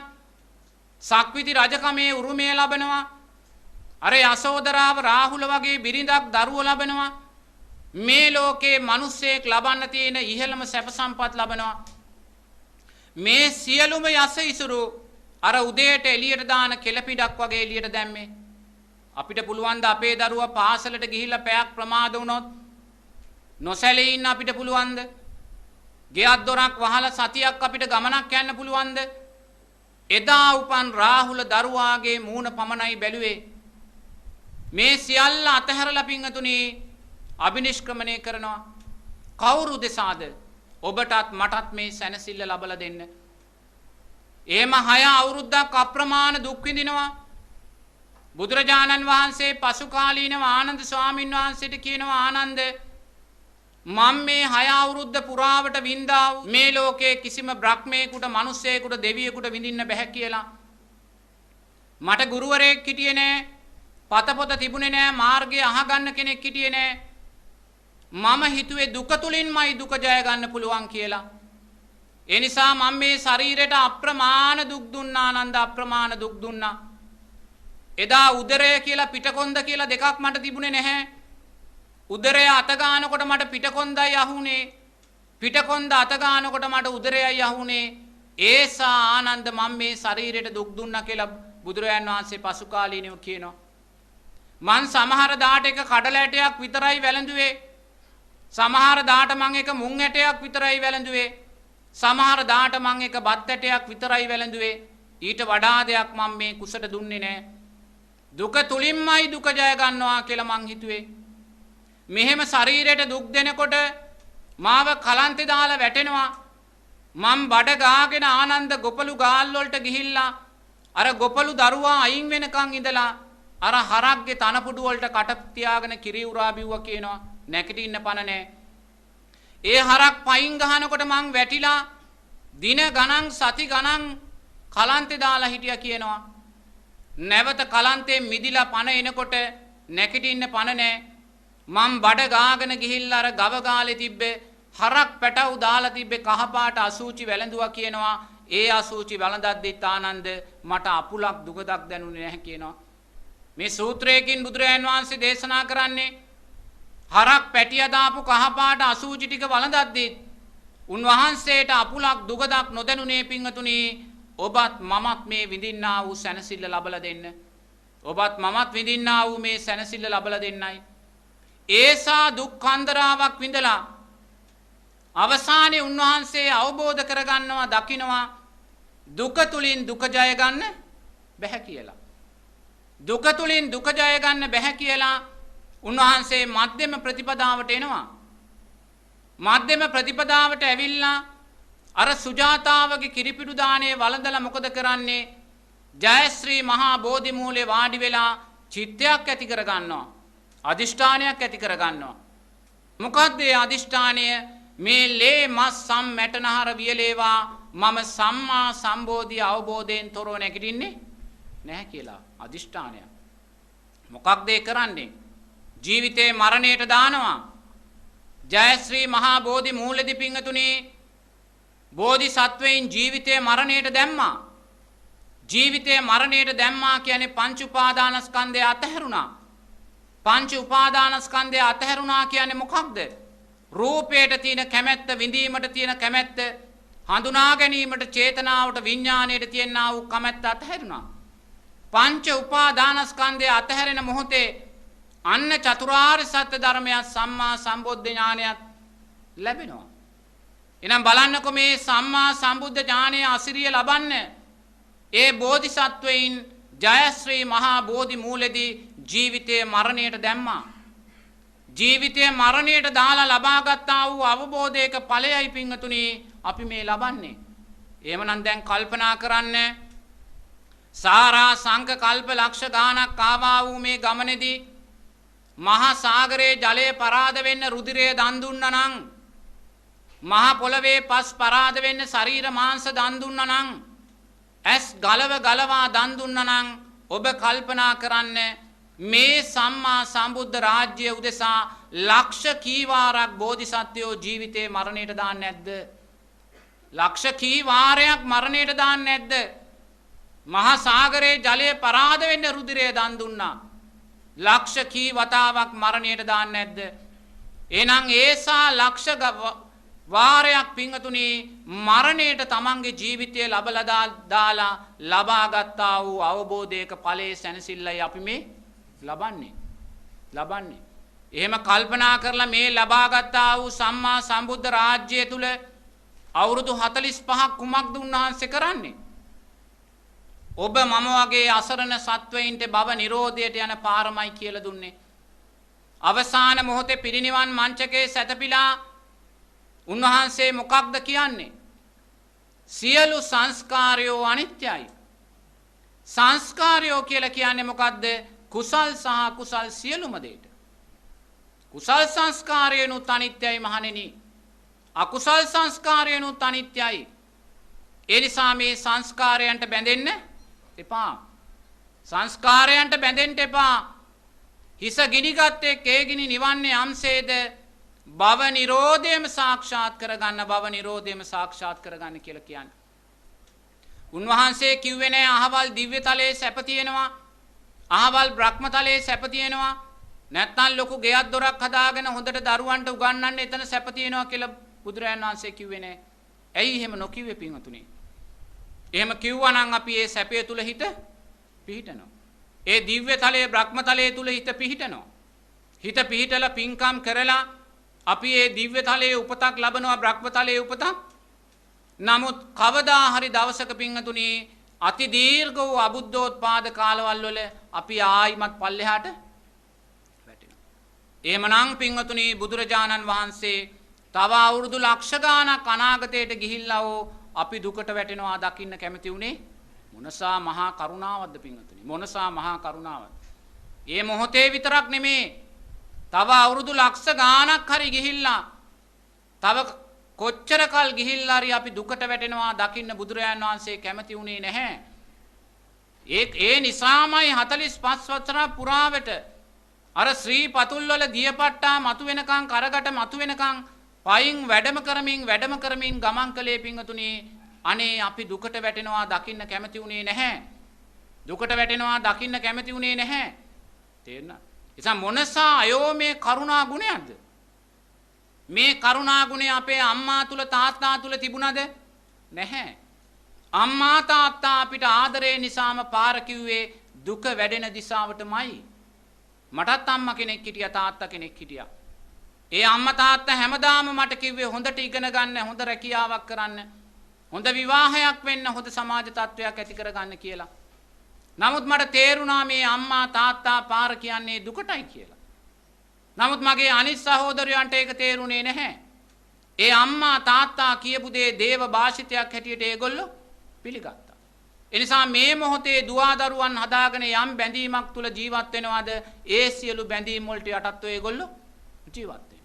නමුත් ඒක තප්පරයක දශමයක හෝ ධර්මයෙන් සැනසෙල්ලක් මන් ලබනවා නම් ඒ මන් සැනසෙල්ල ලබන්නේ බුදුරජාණන් වහන්සේගෙන් පාර අහගත්ත නිසාමයි. අම්මා තාත්තගෙන් පාර අහගත්ත නම් මමත් අද ඉන්නේ අතනමයි නේද? ඒ නිසා බුදුරජාණන් වහන්සේගෙන් පාර අහගත්තොත් දශමයක් හෝ සැපයට මිසක් කවදාකවත් අපිව දශමයක් හෝ දුක පැත්තට යන්නේ නැහැ. තේරුණාද? එතකොට එහෙමනම් බලන්න බුදුරජාණන් වහන්සේගේ ඒ අයෝමය මහා කරුණා ගුණයේ සෙවණටම දැන් මොකක්ද මෙහෙම හිතනකොට අපි තුල සකස් වෙන්නේ? මොකද්ද සකස් වෙන්නේ? සද්ධාව. සද්ධාව, බුදුරජාණන් වහන්සේ කෙරෙහි සද්ධාව. නමුත් පින්වතුනි මේ සද්ධාව ප්‍රමාණවත් නැහැ සතර අපායෙන් මිදෙන්න. ඒක තේරුම් ගන්න. මොකද සද්ධාව අචල සද්ධාාවක් වෙන්න ඕන. මේක ප්‍රමාණවත් නැහැ. මේක ප්‍රමාණවත් සුගතියට යන්න. තේරුණාද? මොකද සද්ධාව ගැන කතා කරනකොට අමූලිකා සද්ධාව කියන කාරණේකුත් තියෙනවා. ඒක තේරුම් ගන්න. බුදුරජාණන් වහන්සේ මේ අතට පස් පිටක් අරගෙන කියනවා නම් මෙච්චරයි සුගතිගාමී වෙන්නේ කියලා. ඒ කියන්නේ ලෝකයේ ඉන්න සත්වයින්ගෙන් සද්ධාව සකස් වෙලා තියෙන්නේ මෙච්චරයි. නැත්තම් සුගතිගාමී වෙන්නේ නැතුව ඉන්නේ නේද? සද්ධාව සකස් වෙලා තියෙන්නේ මෙච්චරයි. එහෙනම් සද්ධාව කියන දේ බොහොම දුර්ලභ දෙයක්. බුදුරයන් වහන්සේ දේශනා කරනවා මේ ලෝකයේ තියෙන ශ්‍රේෂ්ඨ ධනෙ සද්ධාව කියලා. කෙනෙක් සක්විති රජකමක් ලැබෙන්න පුළුවන්. නමුත් ඒ සක්විති රජකමට වඩා සද්ධාව ශ්‍රේෂ්ඨයි කියනවා. ඒක තමයි ශ්‍රේෂ්ඨ ධනෙ කියන්නේ. එහෙනම් සද්ධාව කියන කාරණේ එසේ මෙසේ ලේසි දෙයක්. ඒක හොඳට තේරුම් ගන්න ඕනේ. ලේසි දෙයක් නෙමෙයි. තේරුණාද? ඒ නිසා අපි කෙරෙහි අනුකම්පාවෙන් අපි ඒක දකින්න ඕනේ. ඒක ලේසි දෙයක් නෙමෙයි. මොකද එක්තරා මහත්මෙක් හිටියා. ඒ මහත්මයා දන් දෙන මහත්මෙක්. සිල්පද පහ ආරක්ෂා කරගෙන ජීවත් වෙච්ච මහත්මෙක්. සමාජයේ බෞද්ධයා කියන තැන හිටපු මහත්තයෙක්. මේ මහත්මයා අර සුනාමිය ආපු වෙලාවේ සුනාමියේ කෝච්චිය පෙට්ටිය ඇතුලේ හිටපු මහත්තයෙක්. මේ මහත්මයා සුනාමිය ඇවිල්ලා අර කෝච්චි පෙට්ටිය ඇතුලේ වතුරට යට වෙලා ඒ වතුරෙන් ඉහළට එන වෙලාවේ මහත්තයාට එකපාරට හිතිලා තියෙන්නේ මොකද්ද? බුදුරජාණන් වහන්සේත් බොරුයි ධර්ම රත්නයත් බොරුයි කියලා. සද්ධාව තිබිලාද? අයෝගයේ ඉස්සරහදී තෙරුවන් අතහැරුණා. එයා හිතුවේ බුදුරජාණන් වහන්සේයි ධර්මයයි ඇත්තනම් මට මෙහෙම වෙන්නේ නැහැ. සංස්කාරයන්ට අනුව එයා ජීවිතේ ගලප ගන්න දක්ෂ වුණේ. දෙවෙනි රැළත් ඇවිල්ලා. එයා දෙවෙනි රැළටත් යට වෙලා දෙවෙනි රැළට මතු වෙනකොට එයා කියනවා මට අකුසල් සිත් 100 ගාණක් ඇති වෙමින් නැති වෙමින් ගියා කියලා. කිසිම කුසලයක් මතකයට ආවේ නැහැ. රැක්කා වූ සීලයක් දානයක් මතකයට ආවේ නැහැ. ඇයි මතකයට ආවේ නැත්තේ? පළවෙනි රැළේදී මිත්‍යා දෘෂ්ටික භාවයට පත් වුණා. සද්ධාවෙන් බැහැර වුණා. ඊට අදාළව අකුසල්ම තමයි මතුවෙලා ආවේ. නමුත් ඒ මහත්මයා මැරුණේ නැහැ. නමුත් ඒ මහත්මයාගේ වචන වලින් කියනවා එදා මම මැරුණා නම් මං කොහේයිද කියලා දන්නේ. නමුත් මේ මොහොතේ මහත්මයා අඳුරනවා සද්ධාවයි අමුලිකා සද්ධාවයි මොකද්ද කියලා. තව අම්මා කෙනෙක් හිටියා. ඒ අම්මා තමයි පන්සලේ ඉන්න සිල් පිරිසට භාවනාව කියලා දෙන්නේ. මෛත්‍රී භාවනාව, බුදුගුණ භාවනාව කියලා දෙන්නේ ඒ අම්මා තමයි. අවුරුදු 80ක් විතර වයසයි. මේ ඈත ගම්මානයක පන්සලක අම්මා කෙනෙක්. මේ අම්මා අසනීප වෙනවා. අසනීප වෙලා රෝහලට ගෙනියනවා. දැඩි විදිහට අසාධ්‍ය වෙනවා. ඔක්සිජන් දීලා ලේසේලයින් දීලා එයා හිතනවා එයා මැරෙයි කියලා. එයා මැරෙයි කියලා හිතුවත් එයා මැරුණේ නැහැ. නමුත් එයා ගෙදර ආවට පස්සේ මම පිණ්ඩපාතේ වඩිනකොට ඒ අම්මා දවසක් කියනවා හාමුදුරුවනේ මැරෙනවා කියන කාරණය මෙච්චර දුකක් මෙච්චර වේදනාවක් කියලා මම නම් දැනගෙන හිටියේ. මාව මැරෙනවා කියන වෙලාවේ මම මැරෙන්න කැමතිම උනේ නැහැ. මම ජීවිතයටමයි යද්දේ ජීවිතයටමයි යද්දේ. මට මතක් උනේ ගෙදර ඉන්න දරුමුණුබුරෝ දීපලමයි මට මතක් උනේ. පිනක් මතක් උනේ. සද්ධාව තිබිලාද? නැහැ. අන්න ප්‍රශ්නේ. සද්ධාව තිබිලා නැහැ. ඒ නිසා අපි කෙරෙහි අපි අනුකම්පාවෙන් හිතන්න ඕනේ.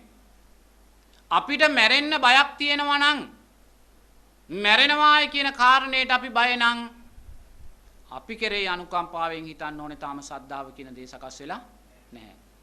සද්ධාව සකස් වෙච්ච කෙනා මැරෙන්න බය නැහැ. එයාට බුදුරජාණන් වහන්සේ පේනවා, දිව්‍යතල පේනවා, දෙවියන් පාවඩ එළනවා එයාට පේනවා, ලස්සන ආලෝක සංඥාවන් මල් ගොමු පේනවා, සුගතිය එයාට පේනවා. සද්ධාවේ අසිරියක් ඒක. ඒ නිසා තමන් මරණය කියන කාරණේට බය නම් තමා කෙරෙහි අනුකම්පාවෙන් දකින්න ඕනේ. තාම අමූලිකා සද්ධාව කියන තැනයි තියෙන්නේ. ඒකයි බුදුරජාන් වහන්සේ මහ පොළවෙන් පස් අවුරක් අරන් කියන්නේ මෙච්චරයි සුගතිගාමී වෙන්නේ. ඒ කියන්නේ සද්ධාව තියෙන්නේ මෙපමණටමයි. අපි කෙරෙහි අපි අනුකම්පාවෙන් දකින්න ඕනේ. අපි කෙරෙහි ලෝකයා කෙරෙහි ලෝකයා හදන්න නෙමෙයි. අපි ගැලවෙන්න මේකෙන් අපි තුල අපි කෙරෙහි අපි අනුකම්පාව සකස් කර ගන්න ඕනේ. ඒ නිසා පින්වතුනි මෙන්න මේ අමූලිකා සද්ධාව කියන කාරණේ සමාජේ තියෙනවා. මේ අමූලිකා සද්ධාවෙනුත් අපි මිදිලා. අපි ඊළඟට කොතෙන්ද දෙන්න ඕනේ සද්ධාව කියන තැනට. දැන් මං ඉස්සෙල්ලා කිව්වා සද්ධාව කියන තැන. නමුත් සද්ධාව කියන තැන ප්‍රමාණවත් නැහැ සතර අපායෙන් මිදෙන්න. මොකද සතර අපායෙන් මිදෙන කෙනා ඉන්ද්‍රිය ධර්මයන් සමව වැඩෙන්න ඕන. මොනවාද ඉන්ද්‍රිය ධර්මයන්? සද්ධා, වීර, සති, සමාධි. එයා තුල සද්ධාව වැඩෙන්න ඕනේ ප්‍රඥාව මෝදු කරගෙන. තේරුණාද? ප්‍රඥාව මෝදු කරගෙනයි සද්ධාව වැඩෙන්න ඕනේ. දැන් මුලින් අපි සද්ධාව ගැන කතා කරද්දී ප්‍රඥාවක් වැඩුණේ නැහැ. මොකද මේ සද්ධාව වැඩෙද්දී ප්‍රඥාව මෝදු කරමින් වැඩෙන්න ඕනේ. ප්‍රඥාව මෝදු කරන්නේ මොකද්ද? මේ මැද්දේ තියෙන සතිය සිහිය විසින්. සද්ධා, වීර, සති, සමාධි, ප්‍රඥා. මේ මැද්දේ සතිය සිහිය බුදුරජාන් වහන්සේ තියන්නේ සතියෙන් සිහියෙන් යුතුව අපි මේක සමබර කරගන්න ඕනේ. කොහොමද? සද්ධර්ම ශ්‍රවණය, කල්යාණ මිත්‍ර ආශ්‍රය, නුවණින් මෙනෙහි කිරීම කියන කාරණා තුලින්. එහෙනම් සද්ධාව සකස් වුණා. මේ සද්ධාව අපි අචල සද්ධාවක් බවට, ආකාරවතී සද්ධාවක් බවට පත් කරගන්න නම් සද්ධාවත් අපි විදර්ශනා නුවණින් දකින්න ඕනේ. විදර්ශනා නුවණින් දකින්න. දැන් බලන්න මන් දීපංකර බුදුරජාණන් වහන්සේගේ පාදමූලෙට ගියා ඉස්සෙල්ලා. එතකොට මේ දීපංකර බුදුරජාණන් වහන්සේගේ පාදමූලෙදී අපි බෝධිසත්වයෝ අර මඩ වගුරක වැතිරෙනවා. වැතිරිලා දීපංකර බුදුරජාණන් වහන්සේට පාවඩයක් වෙනවා. උන්වහන්සේ කැමති වුණේ නෑ දීපංකර බුදුරජාණන් වහන්සේගේ ශ්‍රී පාදේ මඩ තැවරෙනවට.